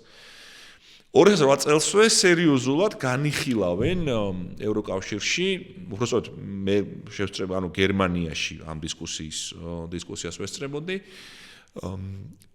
ხომ არ იქნება გამოსავალი, რომ დავაჩქაროთ, დაჩქარებული წესით მივიღოთ ეს ქვეყნები ევროკავშირში. არა სამხედრო პოლიტიკური ალიანსი იყოს, თქვათ, არამედ ეს ეკონომიკური პოლიტიკური, კულტურული ალიანსი, ხო არ იყოს, ამით ხომ არ მივეხმაროთ ამ ქვეყნებს და საქართველოს მაგალითზე ხდება ამ ყველაფერზე საუბარი, ხომ არ მივეხმაროთ ამ ქვეყნებს, რომ გახდნენ ისინი ჩვენი წევრი, გახდნენ ისინი ერთიანი წევრი და ეს ხომ არ იქნება, ასე ვთქვათ, შემაკავებელი მომავალში რუსეთის მხრიდან მსგავსი რაღაც ესეთი სურვილებისა და მსგავსი ქმედებების. ნაწილობრივ ამის შედეგად 2009 წელს ჩვენი უახლოესი პარტნიორები შვედეთი და პოლონეთი შემოდიან ინიციატივით, რომ შეიქმნას კიდევ დამატებითი ფორმატი. ანუ ასე იგი აღმოსავლეთ სამეზობლოზე დამატებით შეიქმნას აღმოსავლეთ პარტნიორობის ინიციატივა. ანუ ეს რო წარმოვიდგინოთ, ეს არის უფრო ჭიდრო ურთიერთობების ფორმატი, რომელსაც ევროკავშირი გვთავაზობს, ხდება უკვე რეალურად განცალკევება ამ ორი აღმოსავლეთ და სამხრეთ განზომილების, უკვე გააზრებულად ხდება იმაზე აქცენტის გადატანა, რომ ეს ქვეყნები გაცილებთ უფრო ახლოს არიან და გაცილებთ უფრო მეტად ჭირდება მართლა ჩათვლობა, ვიდრე თუნდაც ჩრდილოეთ ევროპა. ვეღარ იქნება იგივე ფორმატში ვერ იარსებებს, ვეღარ გვექნება ჩვენ იგივე დამოკიდებულება აღმოსავლეთ ევროპასთან, როგორც გვაქვს ჩრდილოეთ ევროპასთან. ჭირდება რაღაც უფრო მეტად ჩართულობა, მეტი ამ ქვეყნებთან მეტი ინტერაქცია იმისათვის, რომ ვუზრუნველყოთ მათი უსაფრთხოება მომავალში. შვედეთი და პოლონეთი ახდენენ ინიციირებას ამას პრაღაში 2009 წელს და იბადება აღმოსავლეთ პარტნიორობის ინიციატივა, რომელიც გვაძლევს ჩვენ შესაძლებლობას 6 ქვეყანას, რომ ამბიციური დღის წესრიგით დავიწყოთ ურთიერთობა ევროკავშირში. რას გულისხმობ ამაში? გულისხმობ იმას, რომ რეალურად გადავდგათ ნაბიჯები ჩვენი ტრანსფორმაციის, რეალური ევროპული ტრანსფორმაციის გზაზე, გავაკეთოთ ყველაფერი იმისათვის, რომ რეალურად ჩვენი საერთო დონე, განვითარების დონე მაქსიმალურად დავუახლოთ ევროპული კავშირის ქვეყნების განვითარების დონეს. რატო არის ეს მნიშვნელოვანი? კითხვა ხო არა. რატო არის ეს მნიშვნელოვანი? ეს მნიშვნელოვანია, იმიტომ ვინაიდან გახსოვთ 2004 წლის შემდეგ ევროკავშირი აღარ ფიქრობს ჰორიზონტალურ გაფართოებას, ევროკავშირი ფიქრობს ვერტიკალურ გაფართოებას, მაგრამ ამავე დროს მას ჭირდება ურთიერთობა სამეზობლოსთან და სამეზობლოში სამი ქვეყანა, კონკრეტულად კი ერთი ქვეყანა, მე ვიტყოდი ამ შემთხვევაში ღიად აცხადებენ, ითხოვენ ევროკავშირთან დაახლოებით ევროკავშირის გაწევრიანებას, რაც უკვე უკრაინასაც და მოლდოვაშიც არის ძალიან დიდი სურვილი ამისა, მაგრამ იქ ასევე არის ძალიან დიდი ოპოზიციაც. მსგავსი პროცესებისადმი და ევროკავშირი გვეუბნება ჩვენ ესეთ რაღაცას. მოდით გავაკეთოთ ისე, რომ თქვენ იყავით მაქსიმალურად დაახლოებული ევროპასთან, თქვენი სტანდარტებით, ნორმებით, დაახლოებით ისეთ მაგალითად როგორც არის ნორვეგია. და ნორვეგია არის ძალიან საინტერესო მაგალითი. ნორვეგიაში ჩვენ გაფართოებებზე როცა საუბრობდით, ორი რეფერენდუმი ჩატარდა ნორვეგიის გაწევრიანებაზე. ეს ორივეჯერ ძალიან მცირე რაოდენობით, მაგრამ ვარი თქვეს ნორვეგიელებმა მათი გაწევრიანების საკითხზე ევროკავშირში. ოღონდ ნორვეგია არის სულ უნიკალური შემთხვევა. ნორვეგია რეალურად ესწრება, მაგიდასთან ფაქტიურად არის, უბრალოდ ვერ მონაწილეობს გადაწყვეტილებების მიღებაში, ჩვენთან არ არის წევრი და ის გადაწყვეტილებები, რომლებიც მიიღება ევროკავშირში, რეგულაციები, დადგენილებები, სხვადასხვა სახის კანონები, ავტომატურად გადააქვს საკუთარ სივრცეში. არ გარდაებს, რომ სულ თანხმედრაშია ევროკავშირთან. მას ის ფაქტობრივად მიესალმება მახან კანონებს, რასაც მიიღებს ევროკავშირი და პირდაპირ ავტომატურად გადმოაქვს და თავისი ნებით ახორციელებს ნერგავს მას სახელმწიფოში. ოღონდ არ აქვს რასაკვირველი ხმის უფლება, არ არის. წევრი არ არის. და ესეთი ალტერნატივა შეთავაზება იყო, რომ მოდით რა წევრობაზე რახან ესეთი გაფართოებით და აღლილობა არსებობს ევროკავშირში, მოდით ვისაუბროთ, რომ რაღაცა ნორვეგიის მსგავსი ფორმატი გავაკეთოთ, სადაც თქვენ იქნებით სრულ თანხმედრაში ევროპულ ნორმებთან და სტანდარტებთან, მაგრამ წევრობაზე ვილაპარაკოთ მომავალში. ეს საკითხი მაშინ თავისთავად რასაკვირველია საფრთხეებსაც შეიცავდა, იმიტომ რომ ამაზე დათანხმება ნიშნავდა ამას განუზომელი დროით გახანგრძლივებას პროცესის. ანუ ჩვენ თუ ამაზე დავთანხმდით, მაშინ ყოველთვის იქნება დასაბამი, რომ ეთქვათ ჩვენთვის, არა მარტო ჩვენთვის, არამედ იმ ქვეყნებისთვის, რომ თქვენ ხო თქვით, რომ აი თანახმა ხართ რომ ფორმატში იყოთ. ეხლა რა ეს საფრთხეები არსებობდა, მაგრამ რასაკვირველია სიკეთეს ბევრი იყო, ცხადია. ისინი გვეუბნებოდნენ, რომ თქვენ ეს მოგცემ შესაძლებლობას, რომ ნებისმიერ დროს, როცა პოლიტიკურად მომწიფდება ამისათვის აზრი ევროკავშირში, მომენტალურად შეგიძლიათ გახდეთ ევროკავშირში და თქვენს თუ ამ დროისთვის კიდე დაგრჩებათ სურვილი და იქნებით ამაზე მოწადინებული და საზოგადოებაში იქნება ეს განცდა, რომ მიუხედავად ყველა თავისუფლებისა, ანუ ნორვეგია ფაქტობრივად სარგებლობს ყველა 4 ძირითადი თავისუფლებით, რაც არის ევროკავშირში, ხო, ძირითადი რაღაცეები. ამ 4 თავისუფლების მიუხედავად თუ მაინც დაგჭირდებათ ეს პოლიტიკური მომენტი, თქვენ ამას შეძლებთ.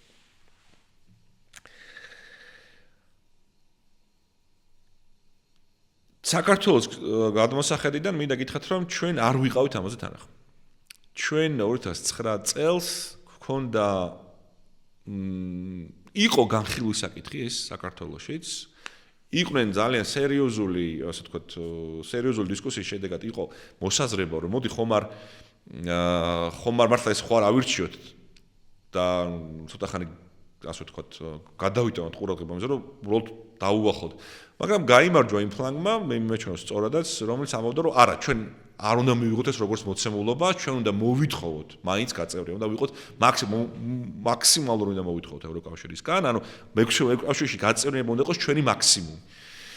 და უნდა ყველაფერი გავაკეთოთ ამისათვის, ეს მიღებულ იქნა ევროკავშირში, ასე ვთქვათ, როგორც მოცემულობა და ასევე აღმოსავლეთ პარტნიორების ინიციატივის ფარგლებში ჩვენ მოგვეცა იმის შესაძლებლობა, რომ ეს ასევე ფიზიკურად გვენახებინა ჩვენი მზადყოფნა. ანუ რა მოგცა ამ ფორმატმა? აღმოსავლეთ პარტნიორების ინიციატივამ მიცა შესაძლებლობა მის წევრ ქვეყნებს, რომ ეხელმძღვანელად ამ ფორმულით, ეს ფორმულა არის ძალიან საინტერესო, ეს არის მეტისთვის და ნაკლები ნაკლებისთვის.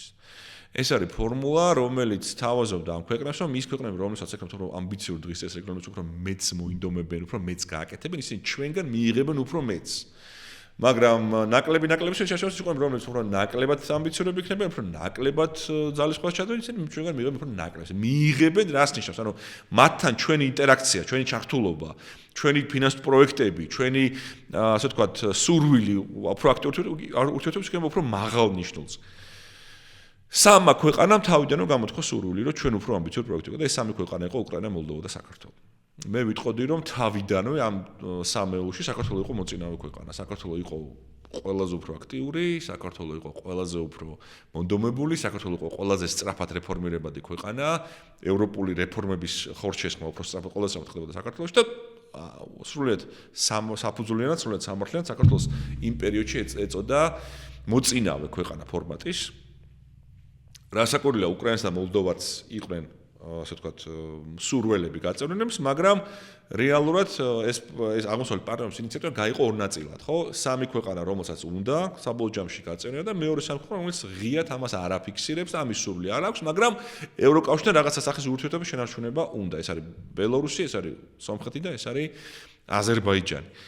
ოღონდ ძალიან ფრთხილად უნდა ვისაუბროთ, იმიტომ რომ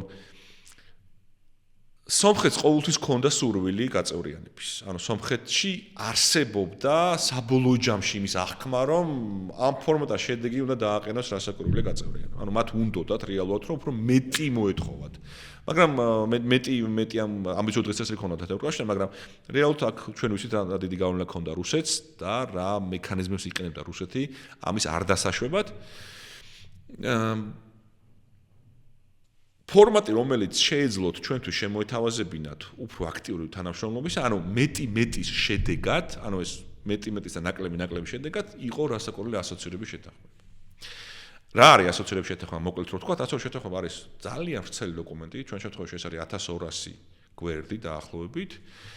სადაც გაწერილია ფაქტიურად ყველა დეტალურად არის გაწერილი მოთხოვნები, ნორმები, ყველა ნიუანსი საქართველოს ევროკავშირის ურთიერთობებისა, რომელიც უნდა ქვეყანამ შეასრულოს იმისათვის, თუ უნდა მას რომ იყოს იმ დონეზე, რა დონეზეც არის ევროკავშირი. ანუ ასოცირების შეთანხმება რეალურად იყო ყველა არადამფუძნებელი წევრი ქვეყნისთვის რაღაც დონეზე გაწევრიანების წინა სავალდებულო დოკუმენტი. ოღონდ საქართველოსთან და უკრაინა მოლდოვასთან მიმართებით ჩვენ ეს დოკუმენტი გადმოგვეცა 2014 წელს ჩვენ ხელი მოვაწერეთ ამ დოკუმენტს, სამად დანარჩენ ქვეყნებმა არ მოაწერათ. ეს დოკუმენტი მოვიდა განსაკუთრებული დათქმით მოვიდა ეს დოკუმენტი, გადმოგვეცა ეს დოკუმენტი, ჩვენ გვითხრეს რომ ეს არის რასაკვირველია უმნიშვნელოვანესი ეტაპი, წყალგამყოფი ეტაპი საქართველოს ევროკავშირის ურთიერთობებში, ეს თქვენ გიხსნით უდიდეს შესაძლებლობებს. ანუ ამ ასოცირების შეთანხმების 75% არის ღრმა და ყოვლისუცვლელი თავისუფალი ვაჭრობის შესახებ შეთანხმება. ანუ ეკონომიკური განზომილება არის უდიდესი. აქ ეს თქვენ გიხსნით უდიდეს შესაძლებლობებს ევროპასთან ურთიერთობებისა, ოღონდ ჩვენ ამ ეტაპზე არ განვიხილავთ ამ ხელშეკრულებას, როგორც უპირობო წინაპირობას გაწევრიანების. ესეთი დათქმა არავის არ ქონია. ეს დათქმა ოფიციალური არ იყო, ეს იყო ზეპირი განცხადება, რომ ეს არ ჩათვალოთ თქვენ, რომ ეს თქვენ უპირობოდ მოგცემთ იმის შესაძლებლობას, რომ თქვენ გახდეთ ევროკავშირის წევრი. ანუ მიუხედავად აი ამ უდიდესი ნაბიჯის ასოცირების შეთანხმება, ეს შეთანხმება და მისი შესრულება და ამის დასრულება არ განიხილებოდა ევროკავშირის წევრებთან, როგორც გარანტია იმისა, ჩვენ გავხდებოდით ევროკავშირის წევრი. ამიტომ ყოველთვის ძალიან მნიშვნელოვანია ჩვენ ეს ასევე ვანახოთ რა მოხდა რეალურად ჩვენ აი ამ მდგომარეობიდან ვიწყებთ შეთანხმების შესრულებას, ვიწყებთ მასზე მუშაობას. ამ პერიოდში ასევე უმნიშვნელოვანესი რაღაც ხდება 2014-2016 წლებში. ჩვენ ასევე ვმუშაობთ და წარჩინებით, წარმატებით ვაბარებთ სავიზო რეჟიმის ლიბერალიზაციის სამოქმედო გეგმასაც. ეს გაცილებით უფრო ხელშესახები, გაცილებით უფრო უცეთ ქმედითი ინსტრუმენტებია და ნებისმიერ მოქალაქეს შეუძლია მომენტალურად იგრძნოს ევროპული სარგებელი, ჩვენ შეგვიძლია ჩვენი ბიომეტრიული პასპორტებით ვიზოთ ავიღოთ და ვიმოგზაუროთ შენგენის ზონა. შენგენის ზონა გაცილებით დიდია, ვიდრე მხოლოდ ევროკავშირის წევრი ქვეყნები, 29 ქვეყანა შედის აქ და ჩვენ შეგვიძლია პირდაპირ დავინახოთ თუ რა სარგებელი მოაქვს ევროკავშირს, ხო? ერთ-ერთი ამ 4 თავისუფლებიდან არის რასაკვირველია ადამიანების თავისუფლად გადაადგილების შესაძლებლობა და ეს შეზღუდული შესაძლებლობებით ამის ასე ვთქვათ საშუალებას გაძლევს, რომ წარმოიდგინო რა იქნება ეს.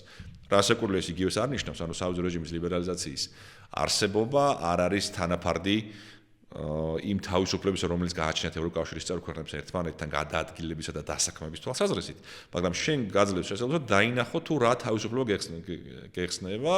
დაჟე დღეს ჩაფრინდა ბერლინში, გადახვიდე მეორე დღეს ბრიუსელში, მატარებლით იმოგზაურო, ჩამოხვიდე, არ ვიცი, ჰააგაში, მერე გადაждე, ჩახვიდე პარიზში, ანუ თავისუფლად არავინ არ გეუბნება და ყოველ რაღაც შეზღუდული პერიოდის რაოდენობა რაღაცა პირობებით, ანუ დასაქმების უფლება არ აქვს ოფიციალურად, არ შეგიძლია შენ ეს არ არის სამუშაო ვიზა, ასე ვთქვათ. მაგრამ შენ ასე ვთქვათ გაქვს უკვე შეგრძნება იმისა თუ რამხელა თავისუფლებას იძენ რეალურად. ეს იყო ძალიან მნიშვნელოვანი, მაგრამ ამავე დროს იყო ასოცირების შეთანხმება თავისი მნიშვნელობით იყო გაცილებით დიდი, ხო? ასოცირების შეთანხმება ნიშნავს, რომ შენ უკვე რეალურად შენი ნორმები, შენი კანონები, შენი სტანდარტები აკავს ევროკავშირის დონეზე, უთანაბრდები ევროკავშირის წევრ ქვეყანას და რეალურად ვაჭრობისა და ეკონომიკის მხრივ შენ უკვე ბარიერები გეხსნება, ხო? აქ არის სავაჭრო ბარიერები, ეს ყველაფერი შენ გაქვს საშუალება, რომ შენი პროდუქცია შეიტანო ევროკავშირის ბაზარზე, ანუ ეს მნიშვნელობით უფრო ძიმია, მაგრამ შედეგს გამოიღებს 10-15-20 წლის შემდეგ გამოიღებდა 15-20 წლის შემდეგ. რასაკვირველია ჩვენ დავიწყეთ ეს ყველაფერი და ხდება სრულად წარმოუდგენელი რაღაცა. ანუ რეალურად ჩვენ ახლა წარმოვიდგინოთ ასოცირების შეთანხმება, ჩვენ რო გაგვეგზელებინა ჩვეულებრივად. გრძელდება კიდევაც ახლა როგორც ვიცი, მაგრამ რო გაგვეგზელებინა ჩვეულებრივად რა მოხდებოდა? ასოცირების შეთანხმების დამთავრება მოხდებოდა დაახლოებით 2024 წლებში დასრულება, ამის დასრულების შეფასება ხდება პროცენტულობით, შეიძლება შეასრულო 40-50-60%-ით. რაღაცები დაგრჩება, გასაკეთებელი იქნება. და ამის შემდეგ რეალურად იმ განცხადების ფონზე რომ ეს არ არის წინაპირობა გაწერების, არავინ არ იცოდა, არც საქართველოში, არც ევროკავშირში, არც რომელიმე ევროპულ დედაქალაქში არ იცოდა, რა უნდა შემოეთავაზებინოთ საქართველოს. ანუ რა უნდა ეთქვათ ჩვენთვის ამის მერე რა ეტაპზე გადავდიოდით ამის მერე, იმიტომ რომ იყო ევროპული გაფართოების დაღლილობა ევროპაში, არავინ ამისთვის მზად არ არის, მეორე მხრივ ქვეყანას აქვს ამბიცია რომ გახდეს ევროკავშირის წევრი, უნდა გაწევრიანება, რას ვთავაზობთ? არ არსებობს არანაირი ფორმატი საერთოდ. ამ დროს ირიბად ვიცით რომ ჩვენ ევროკავშირში არ მიესალმებიან ჩვენ მხრიდან განცხადების გაკეთებას გაწევრიანების შესახებ, იმიტომ რომ არ არის მზადყოფნა, პოლიტიკური მზადყოფნა არ არის. სრულად წარმოქმნილი ტრაგიკული მოვლენები, რუსეთის თავდასხმა. ხო, კიდე ერთი მომენტი უნდა გავითვალისწინოთ, რომ არსებობს რაღაცა რიგითობის მომენტიც არის, ხო, ევროკავშირში. ჩვენ ვითხოვთ გაწევრიანებას, გვინდა გაწევრიანება, მაგრამ ერთ-ერთი არგუმენტი ევროკავშირის მხრიდან მაშინაც იყო, რომ იცით რა, სანამ თქვენს რეგიონთან გადმოვალთ, ჩვენ ჯერ თქვენს წინ არის რეგიონი, რომელიც შემდეგი სავარაუდო გაფართოების ტალღაში მოყვება, ეს არის დასავლეთ ბალკანეთი. სერბეთი, ჩრდილოეთ მაკედონია, ალბანეთი. ეს ქვეყნები იქნებიან თქვენზე წინ. ჯერ თუ გაფართოებაზე, ჯერ არ ვსაუბრობთ გაფართოებაზე, ხო? მაგრამ თუ ვსაუბრობთ გაფართოებაზე, არის ჯერ ეს რეგიონი. ანუ თქვენ ხართ ძალიან შორს ამ ყველაფრისგან, ამ რეალობისგან. ჯერ მოდი დაამთავროთ ეს ასოცირების შეთანხმება, როდესაც მორჩებით და მე მოვიფიქროთ ერთად რა მოხდება და როგორ შეგვიძლია რა.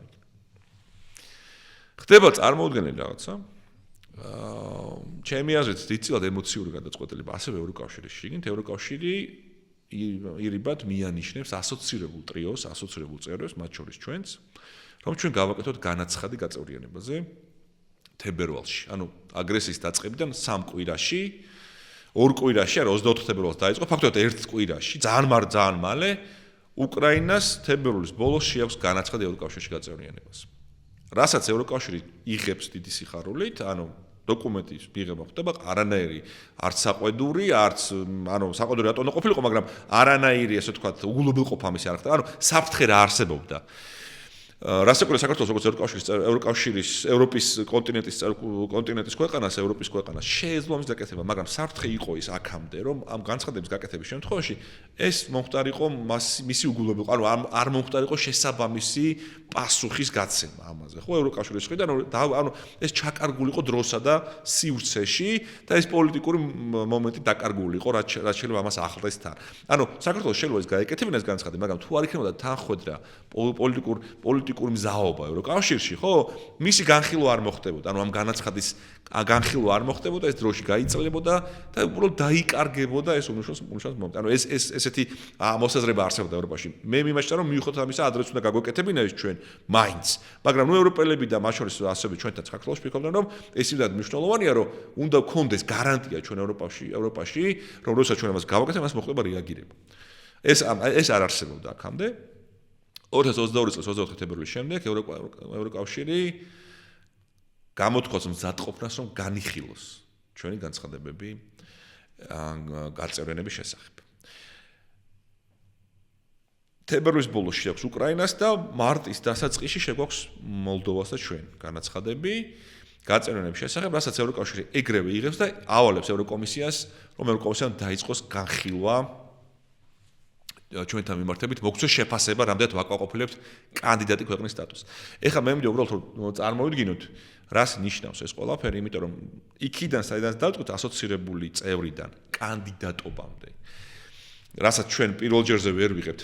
ხო, ანუ ასოცირებული წევრობა ყველანაირი გარანტიის გარეშე და ყველანაირი, ასე ვთქვათ, მომავლის გარეშე და უეცრად განაცხადის გაკეთება ევროკავშირში არის წარმოუდგენელი ნახტომი.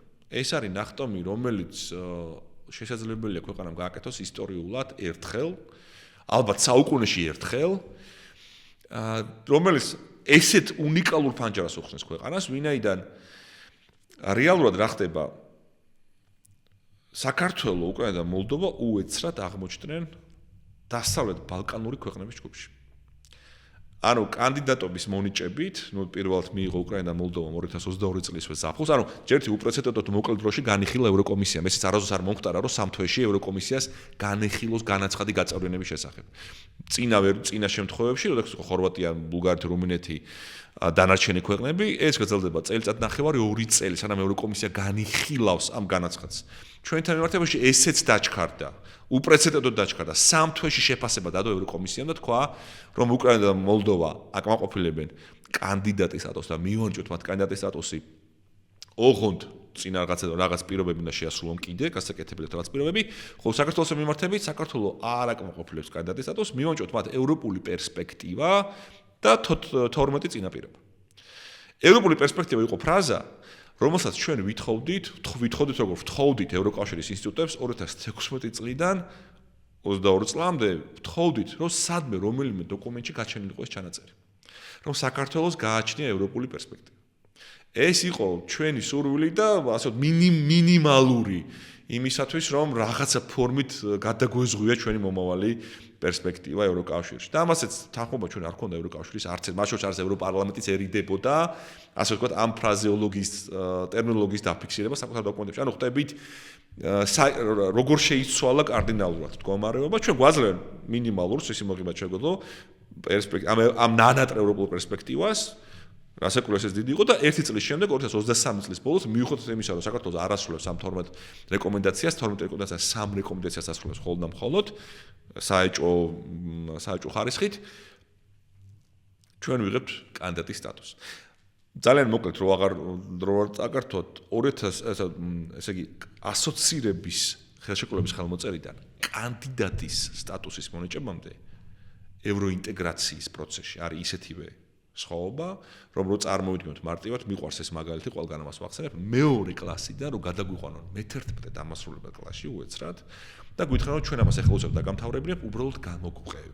გამოგვყევი ნიშნავს რომ შეასრულე ეს 12 რეკომენდაცია, კანდიდატის სტატუსის მონიჭების შემდეგ გარდაიქმნა ეს 9 ნაბიჯად, შეასრულე ეს 9 ნაბიჯი და ვიწყებ შენთან გავხსნი შენთან მოლაპარაკებებს გაწევრიანების შესახებ.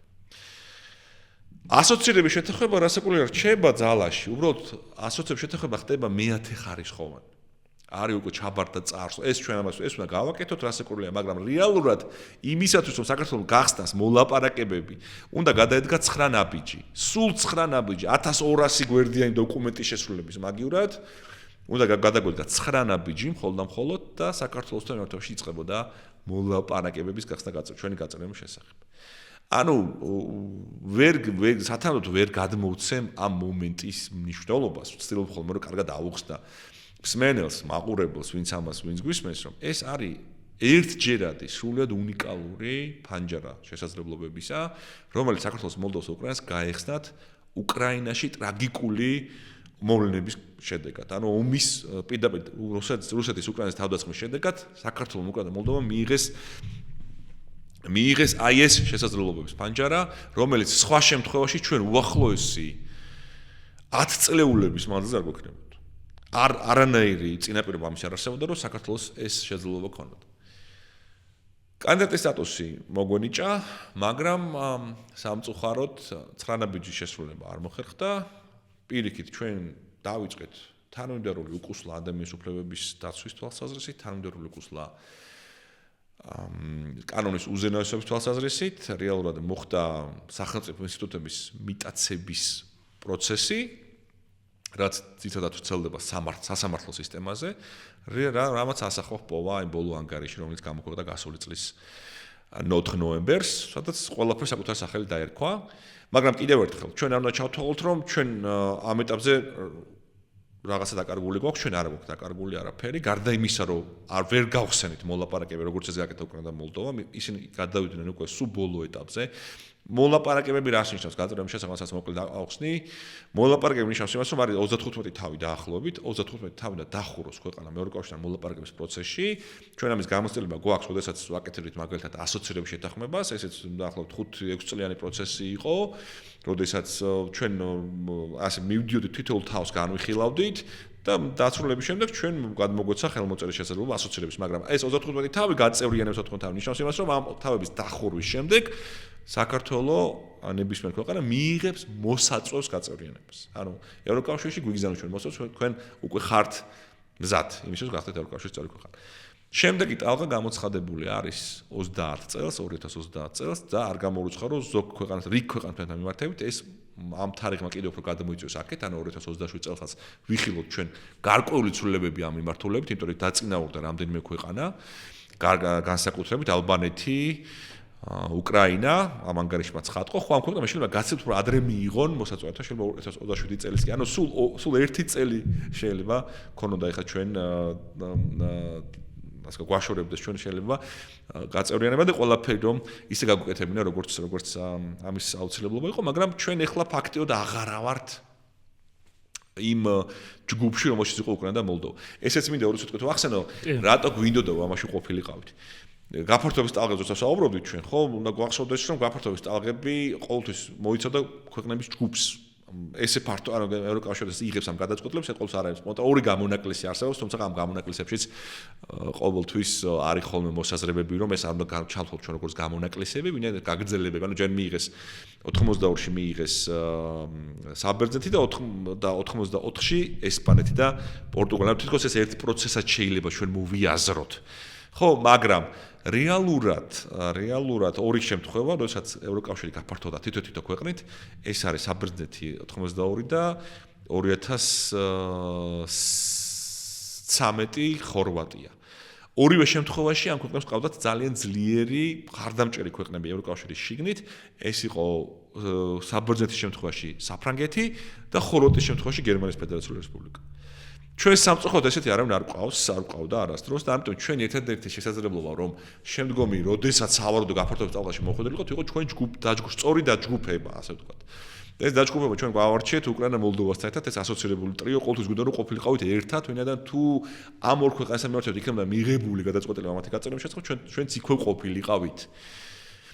ნუ სამწუხაროდ ეს არის ყველაზე დიდი დანაკარგი დღესდღეობით ჩვენ უკვე ამ ჯგუფში აღარ მოვიაზრებით ჩვენ ვართ სადღაც განყენებულად ცალკე ვართ კანდიდატი ქვეყანა მაგრამ ეს კანდიდატობა განიხილება მხოლოდ სახელის და მიხედვით მაგრამ რო არ ვიყოთ ეს პესიმიზმი რო არ იყოს ასე ვთქვათ წამყვანი ჯერჯერობით დაკარგული არაფერი არ აქვს ანუ საქართველოს აქვს კანდიდატის სტატუსი საქართველოს აქვს სავიზო რეჟიმის ლიბერალიზაციის პირობები საქართველოს აქვს ასოცირების შეთანხმება, რომელიც ეხლა ამ ეტაპზე უკვე ნაკლებად მნიშვნელოვანი, ვიდრე გაცილებით სხვა კლასში ვიმყოფებით და გვაქვს ყველანაირი შესაძლებლობა იმისათვის, რომ გავაგრძელოთ ეს პროცესი, რომელშიც ევროპა მაქსიმალურად ხელი შეგვიწყოს ჩვენ და მაქსიმალურად გააკეთა ჩვენთვის ამ გზას.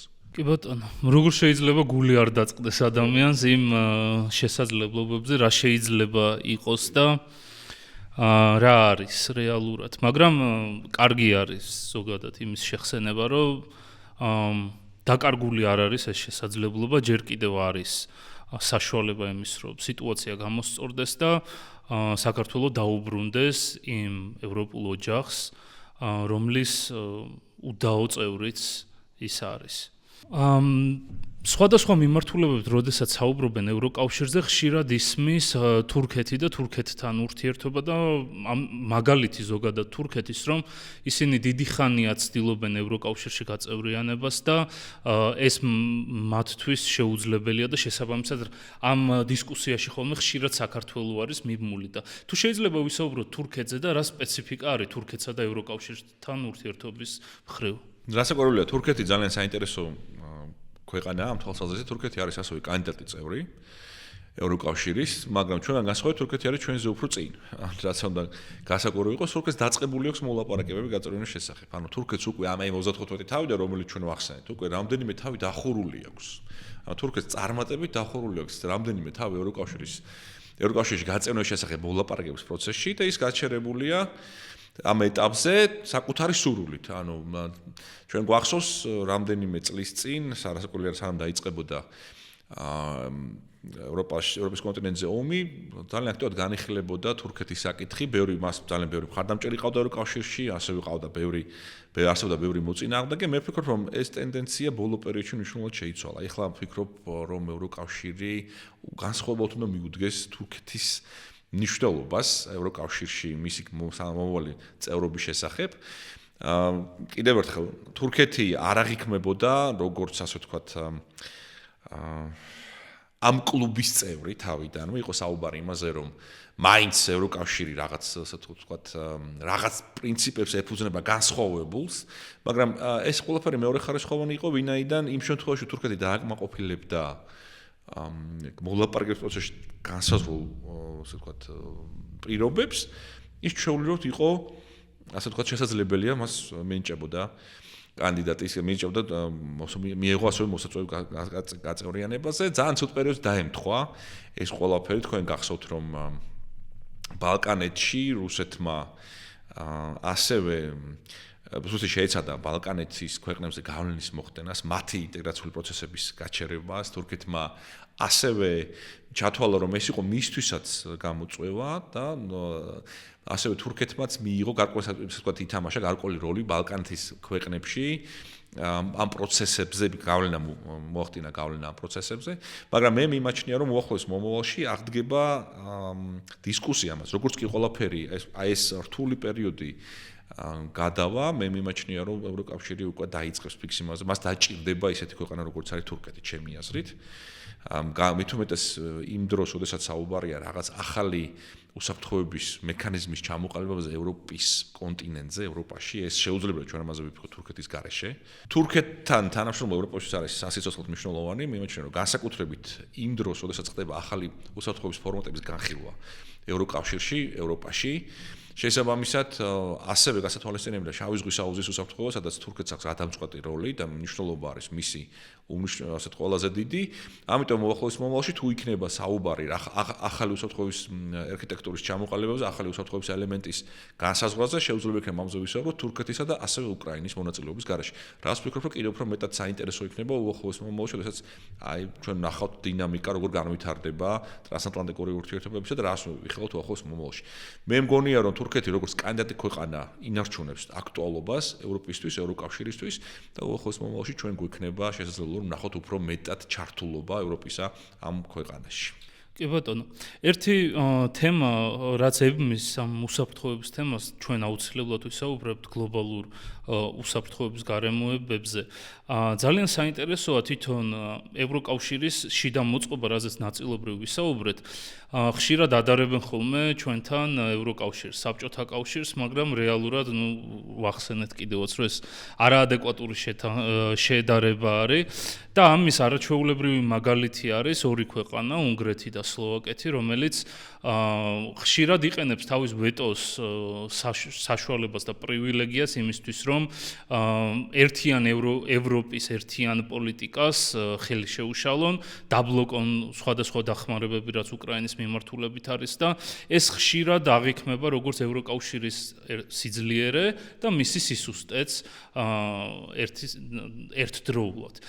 საინტერესოა რა მექანიზმები არსებობს და რა დისკუსიები არის თვითონ ევროკავშირის შიგნით, რომ თუ ჩვენ ვსაუბრობთ უსაფრთხოებაზე, უსაფრთხოების გარანტია შეუძლებელია იმ შემთხვევაში, როდესაც ყველა წევრს არ აქვს ერთი ხედვა.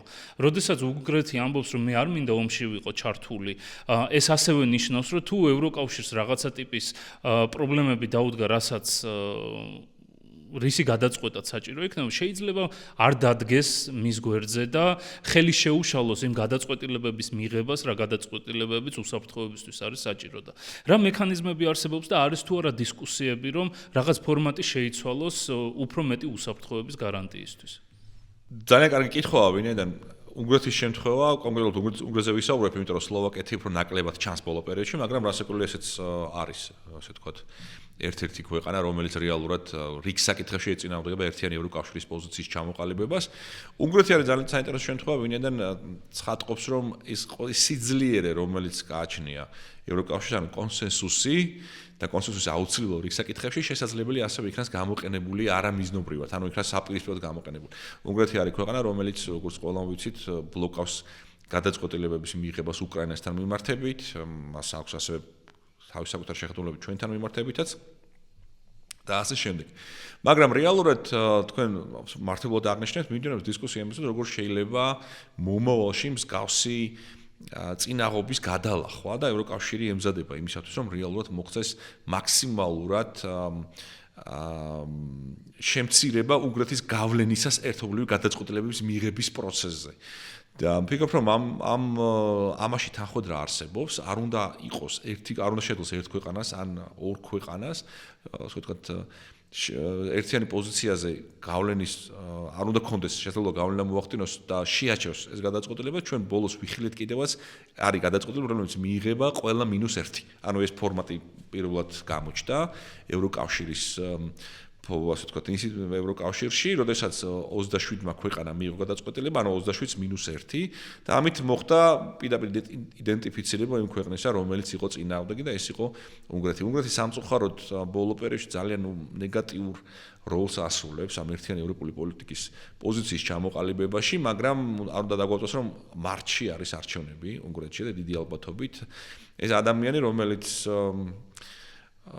ერთპიროვნული გადაწყვეტილებების განსაზღვრავს უნგრეთის აი ამ არა თანმიმდევრულ პოლიტიკას, არა ევროპასთან თანმიმდევრულ პოლიტიკას უახლოს მომავალში შეიცვლება და აქაც შეგვიძლია ვიხილოთ უახლოს მომავალში ისეთი ცვლილებები, როგორც ჩვენ ნახეთ 2 წლის წინ პოლონეთში, სადაც ახალი ხელისუფლების მოსვლის შემდეგ პოლონეთი დაუბრუნდა ცივილური, ნორმალური ურთიერთობების ფორმატს ევროპასთან, დაუბრუნდა იმ ფორმატებს, რომელშიც იმყოფებოდა აქამდე და აიღო თავიდან ბოლომდე აიღო ის ვალდებულება, რომელიც უნდა გაარსეს ევროკავშირის წევრი ქვეყანას. ამიტომ მიმაჩნია, რომ ეს არის დროებითი მომენტი, მაგრამ რომელიც როგორც უკვე აღნიშნეთ, ხო, დამფუძნებელი მამები ევროკავშირის საუბრობდნენ სწორედ იმაზე, რომ რეალურად კრიზისების შედეგად მოხდება ევროკავშირის ჩამოყალიბება. ევროკავშირი იქნება კრიზისებიდან გამკლავების შედეგად შექმნილი ერთეული, ამიტომ ვფიქრობ, რომ ამ კრიზისები აჩვენებენ იმას, თუ როგორ შეიძლება მომავალში იხელმძღვანელონ ქვეყნებმა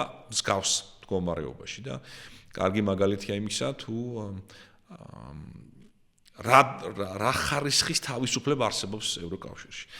კიდევ ერთხელ მინდა გავიმეორო, რომ პარალელების გავლება საბჭოთა კავშირსა და ევროკავშირს შორის არის იმდენად აბსურდული და იმდენად წარმოუდგენელი, რომ ალბათ არ გვინდა რომ ჩვენს მაყურებელს ამ რაღაც ამ ფორმით შეურაცხყოფა მივაყენოთ, ვინაიდან ყველას კარგად ესმის რეალურად ეს ორი სრულიად განსხვავებული არათავსებადი, ერთმანეთთან არაფერ კავშირში მყოფი არ არის. ის ხალხი, ვინც ამ პარალელს სწავლებს, ისინი ფაქტობრივად გათვალსაკეთებენ იმაზე, რომ ადამიანებს არ აქვს წარმოდგენა იმაზე, თუ რა არის ევროკავშირი, არაფერი არ წაუკითხავთ, არაფერი არ უნახავთ, თუ რას ქმნის ევროკავშირი და რა ფასეულობებს იცავს რეალურად ევროკავშირი. ამიტომ რასაკურველი ამაზე საუბარი არ ღირს. საბჭოთა კავშირის კონსტიტუციაში გაწერილი იყო რეალურად, რომ ნებისმიერ საბჭოთა რესპუბლიკას შეეძლო თავისუფლად დაეტოვებინა ეს კავშირი, მაგრამ რეალურად ჩვენ ვიცით ამან რა გამოიწვია 9 აპრილიდან დაწყებული, დაამთავრებული ლიეტუვაში პროტესტით და იქ ხალხის ხოცვით. ამიტომ ამ ორ, ასე ვთქვათ, ორგანიზაციას შორის ერთელს შორის პარალელის გავლება არის სწორედ რომ რუსული პროპაგანდის მთავარი ნარატივი, მთავარი ამოცანა, რაღაცა ფორმით შეადაროს საბჭოთა კავშირი ყველაზე წარუმატებელი, ყველაზე ჩავარდნილი, ყველაზე სავალო დიქტატორული, ყველაზე ტოტალიტარული რეჟიმი შეადაროს ყველაზე წარმატებულ სამშვიდობო პროექტს. ანუ ამაზე მეტად რუსული, ასე ვთქვათ, ნარატივი მეტ რთულად წარმომიდგენია ქართულ რეალობაში და ვინც ამას აღგერებს, ის თავიდან ბოლომდე რუსულ დეзинფორმაციას ავრცელებს და რუსულ ნარატივს ყვება ჩვენს მოსახლეობასთან. კი ბატონო. გადავიდეთ გლობალურ სიტუაციაზე და ევროკავშირის როლზე გლობალურ პოლიტიკაში. ბოლო პერიოდში აქტიურად არის საუბარი იმის შესახებ, რომ საჭიროება ჩნდება იმისი, რომ ევროკავშირმა შექმნა საკუთარი ახალი უსაფრთხოების სისტემა, რაღაც ევროპის სამხედრო კავშირი. ეს არ არის ახალი ამბავი, ამაზე აქტიურად ასევე საუბარი იყო დონალდ ტრამპის პირველი პრეზიდენტობის პერიოდში, როდესაც საფრანგეთმა არაერთხელ წამოჭრა ეს საკითხი, რომ მნიშვნელოვანია მარტო ნატოზე და ამერიკაზე არ ვიყოთ დამოკიდებული და ასევე ევროპის რაღაც ერთობა გქონდეს სამხედრო თვალსაზრისით. ეხლა უფრო აქტიურად ჩანს თითქოს, განსაკუთრებით ამერიკის დაპირისპირების ფონზე გრენლანდიასთან და ეს ასევე აჩვენს იმის საჭიროებას, რომ ევროკავშირმა არა მარტო ეკონომიკური და სამართლებრივი და კეთილდღეობაზე ორიენტირებული სისტემა ჩამოაყალიბოს თავის ტერიტორიაზე, არამედ რაღაც ნატოს მსგავსი სამხედრო თვალსაზრისით. და რა პერსპექტივები არის ამაზე, ამ მიმართულებით და არის თუ არა აქტიური საუბარი დიპლომატიურ წრეებში და პოლიტიკურ წრეებში? მე მიმაჩნია, რომ ეს არის ამ ეტაპზე ყველაზე უფრო მნიშვნელოვანი დისკუსიის საკითხი არის, თუ როგორ შეუძლია ევროპამ ამერიკის გარეშე, ევროკავშირმა ამერიკის გარეშე უზრუნველყოს საკუთარი უსაფრთხოება. ის ბოლო მოვლენები, რომელიც ვითარდება განსაკუთრებით გრენლანდიის გარშემო, ცხადყოფს იმას, რომ უკვე რეალურად არსებობს ამის აუცილებლობა, რომ ევროკავშირმა იფიქროს რაღაც ახალი ფორმატის ჩამოყალიბებაზე და დაიწყოს საუბარი უკვე კავშირის შიგნით ასევე სხვა ევროპელ პარტნიორებთან მე ხალხს გულისხმობ უკრაინას, იმიტომ რომ უკრაინას აქ დაუგროვდა ბოლო წლის მანძილზე ყველაზე დიდი გამოცდილება გოგოს კონვენციური ასევე არაკონვენციური ომის წარმოებისა ევროპის კონტინენტზე, ამაზე კარგი პარტნიორი ალბათ ევროპას ვერ ეყოლება ფიზიკურად და რაც არ უნდა სამწუხარო იყოს, რეალურად ხდება უკვე ამ მიმართულებით დისკუსიის გავრცობა. თქვენ მართლად არ გაშენთ მაკრონის ინიციატივა იყო გამოქონა აზრი რომ ევროპაში ჭირდება რაღაც ცალკე ფორმატის მოგონება, მოფიქრება. მე არ ვიჩქარებდი ამ მიმართულებით, სიმართლე გითხრათ, იმიტომ რომ ნატო არსებობს ჯერ ისევ ისე, ნატო არსებობს, ნატო ქმედითია, ყველაფრისგან მიუხედავად, ამერიკას არ გადაუდგავს ეს ნაბიჯი, რომელიც რეალურად დაასრულებს ამ ორგანიზაციის არსებობას, გულისხმობ რაღაც ქმედებები, სამხედრო სახის ქმედებები ნატოს წევრ ქვეყნის სუვერენული ტერიტორიის წინააღმდეგ. რეალურად ჩვენ გვაქვს უნიკალური, კარგად დროში გამოცდილი ფორმატი 1959 წლიდან, რომელიც რეალურად იყო და რჩება ყველაზე დიდი მნიშვნელობისა და ყველაზე დიდი შემაკავებელი ძალა ისეთი აგრესორი ქვეყნების წინააღმდეგ, როგორიც არის რუსეთი. რუსეთს რეალურად დღემდე ძალიან ეშინია ნატოსი, ხო? დღემდე ვერ ბედავს ვერა ნაბიჯის გადადგმას ნატოს წინააღმდეგ და ძალიან სავალალო იქნება თუ ამ ფორმატს რაღაც საფრთხე დაემუქრება. მე არ მინდა ამ მიმართულებით ვფიქრი, მაგრამ ამავე დროს პარალელურად მიმაჩნია რომ მართებულია ევროკავშირის წევრი ქვეყნების მხრიდან დაწყება, მსჯელობის დაწყება იმაზე, რომ ჩვენ გვჭირდება მომავლისთვის უფრო ძლიერი სამხედრო კომპონენტი, სამხედრო ელემენტის განვითარება და უფრო მეტი ყურადღების დათმობა აი სწორედ ამ სამხედრო და თავდაცვის პოლიტიკისადმი ევროკავშირის ფარგლებში, სადაც შესაძლებელი განიხილოს სხვა ევროპელი პარტნიორებიც. აქ უბრალოდ მე დავამატებდი, რომ საინტერესო იქნება, აუცილებელი იქნებოდა, რომ ამ ფორმაში მოვიაზრებოდეთ ჩვენც და ვიღაცა ფიქრობდეს საქართველოშიც, აი ამ შემდგომი სამხედრო პოლიტიკური ალიანსის იქნება თუ ეს გაერთიანებაში საქართველოს მონაწილეობის აუცილებლობაზე, ჩვენი ჩართულობის აუცილებლობაზე, მაგრამ როგორც ვიცით, ბოლო 14 წლის 13 წლის მანძილზე ნატოც აღარ ყოფილა ფაქტიურად დიდად ამ ხელისუფლების განხილვის საკითხი, ამიტომ ნაკლებად მგონია, რომ ისინი აქ მიიღებენ დიდ მონაწილეობას და აქტიურობას გამოიჩენ, თუმცა ნატოს ჯერჯერობით უნდა ვთქვათ, დავაყენებთ კითხვის ნიშნის ქვეშ ნატოს მნიშვნელობას, რუსეთი და სხვა არაკეთილმოსურნე ცივილიზებული სამყაროს ანგარიშს უწევენ ამ ორგანიზაციას და ჯერჯერობით ეს ორგანიზაცია იცვლება ყველაზე უფრო მეტად ძლიერ და ქმედით უნარიან სამხედრო ანგარიშგასაწევ ძალად სოფლიოში.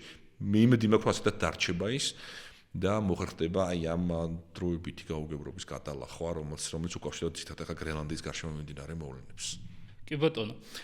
როდესაც ჩვენ საუბრობთ, რომ გლობალური გადალაგებები მიმდინარეობს და მულტიპოლარული სამყაროს კონტურები იკვეთება, აქ შეუძლებელია არ ვისაუბროთ ევროპაზე, ევროკავშირზე, როგორც შესაძლო ერთ-ერთ პრეტენდენტზე იყოს ერთ-ერთი პოლუსი ამ ახალ სამყაროში, იმიტომ რომ ევროკავშირს მაგალითად რუსეთისგან განსხვავებით, რომელსაც ასე თავისუფლად ანიჭებენ, რომ ახალ სამყაროში იგი პოლუსი იქნება, გაცილებით დიდი ეკონომიკური რესურსი აქვს, გაცილებით დიდი ინტელექტუალური რესურსი აქვს, პოტენციალიც ძალიან დიდი აქვს, იმ განათლების თვალსაზრისით, ეკონომიკის თვალსაზრისით, რესურსების თვალსაზრისით ძალიან მნიშვნელოვანი მოთამაშეა გლობალურად და ამ ახალ სამყაროში ევროკავშირი შეუძლია თუ არა ევროკავშირს იპოვოს თავისი თავი, როგორც დამოუკიდებელი პოლუსი, რომელსაც შეიძლება ჰქონდეს თავისი გავლენის სფერო, თავისი ინტერესები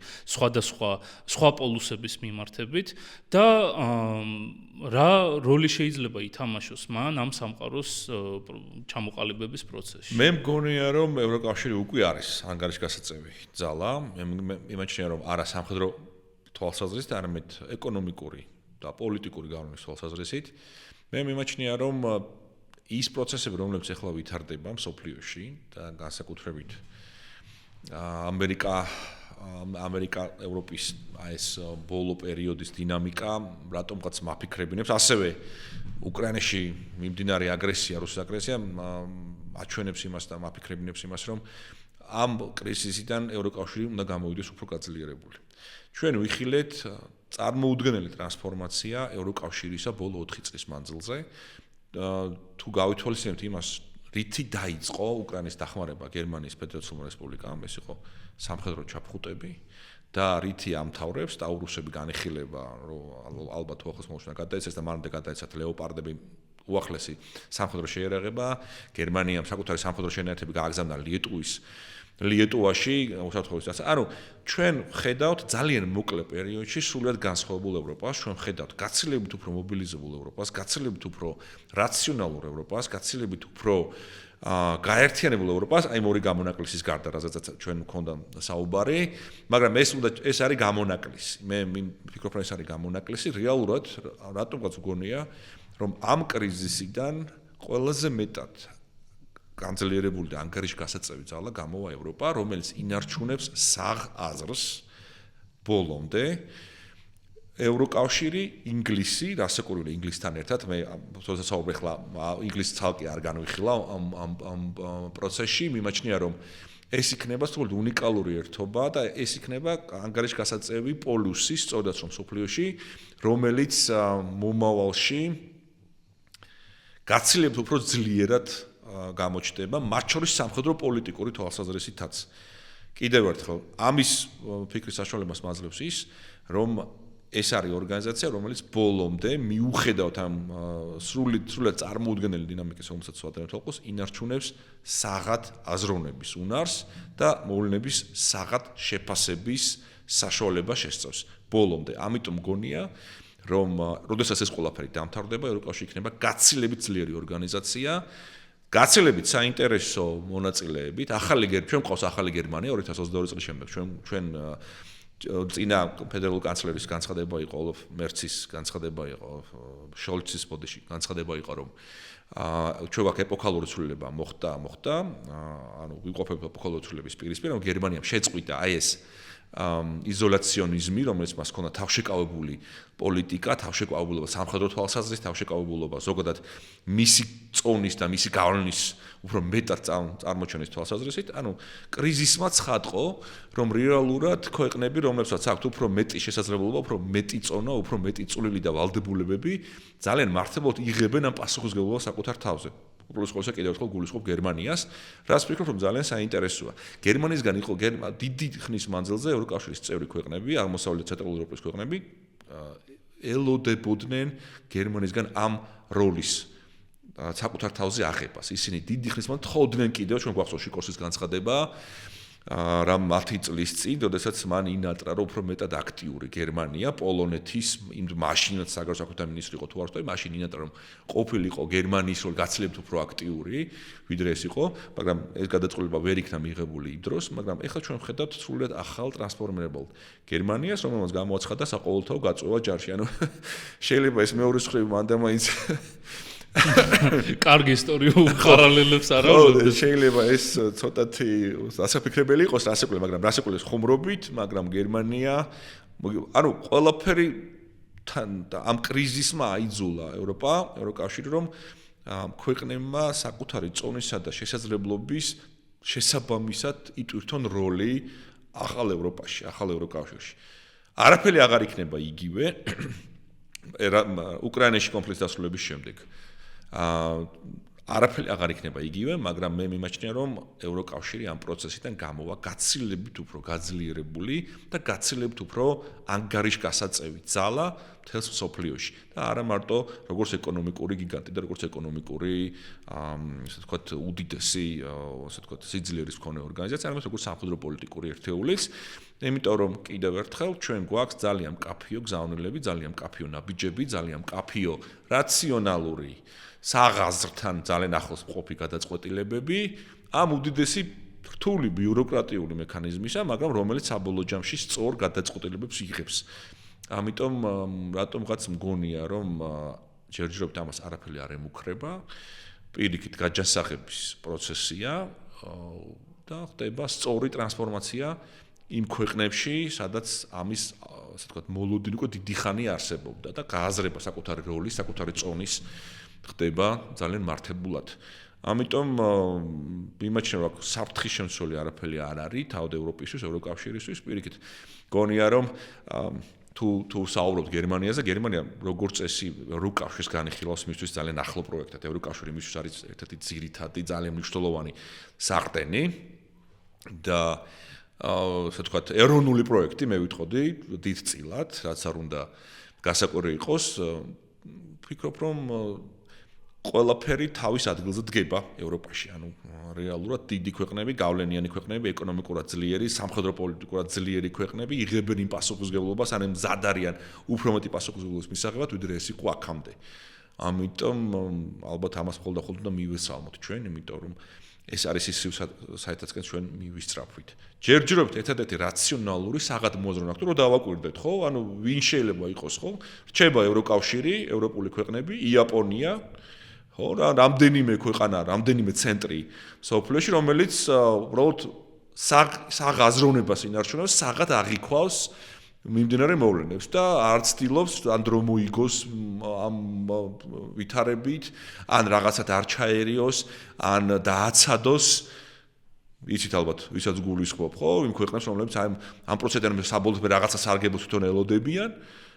რაციონალური მოაზროვნეები ძალიან ცოტანი დარჩნენ, მაგრამ მათ შორის ერთ-ერთი არის სწორედ ევროპა. ამიტომ მე მჯერა იმისა, რომ ევროპა უფრო ძლიერი გამოვა ამ პროცესით. კი ბატონო, და ჩვენთვისაც ძალიან მნიშვნელოვანი და სასარგებლო იქნება ეს ყველაფერი. ევროპა აქვე არის, ეს არის რეგიონი, რომლითაც ევროპა დიდი ხანია დაინტერესებული არის და უფრო ძლიერი ევროპა ნიშნავს უფრო დიდ ყურადღებას და უფრო დიდ ინტერესს ჩვენ მიმართ, რაც ჩვენთვის იმ დემოკრატიული საზოგადოებისთვის, რომელიც ჩვენ ქვეყანაში არის, ძალიან მნიშვნელოვანია და ძალიან საინტერესოა თვითონ ამ გლობალური გადალაგებების ფონზე ზუსტად ის ქვეყნები, რომლებიც მეორე მსოფლიო ომის შემდეგ რაღაც შეზღუდვებით იყვნენ, აი გერმანია და იაპონია ვახსენეთ ცოტა ხნის წინ იაპონიაზე ავტვირთეთ ეპიზოდი, სადაც იქაც იგივე თემაზე არის საუბარი, ისინი იყურებიან აქეთ-იქით, უყურებენ ამერიკას, რომელიც ხშირ შემთხვევაში გაუგებარ და ირაციონალურ გადაწყვეტილებებს იღებს და ფიქრობენ უკვე საკუთარი შესაძლებლობების განვითარებაზე და იმ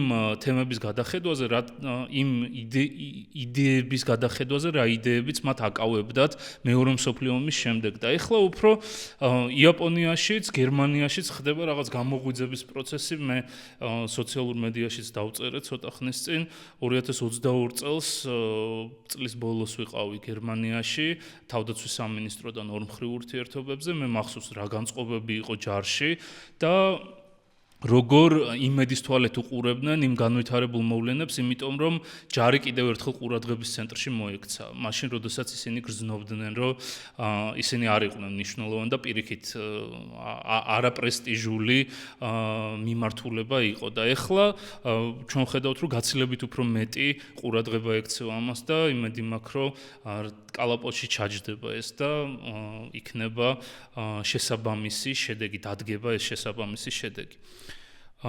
ძალიან დიდი მადლობა, ძალიან საინტერესო საუბრისთვის. ეს არის თემა, რომელიც ჩვენთვის ძალიან ახლო არის, ძალიან მნიშვნელოვანი არის და ძალიან დიდი ყურადღება უნდა მივაქციოთ და ვეცადოთ მაქსიმალურად, რომ ის შანსი, რაც გვაქვს, მაქსიმალისტურად გამოვიყენოთ. დიდი მადლობა თქვენ, უბრალოდ მადლობა მოწვევისთვის. დიდი მადლობა რომ გვიყურეთ ბოლომდე, გთხოვთ მოიწონოთ ჩვენი ვიდეოები, იაქტიუროთ კომენტარებში და გამოიწეროთ ჩვენი YouTube-ის არხი. ჩვენ კი შევხვდებით შემდეგ სამშაბათს ისევ 8 საათზე.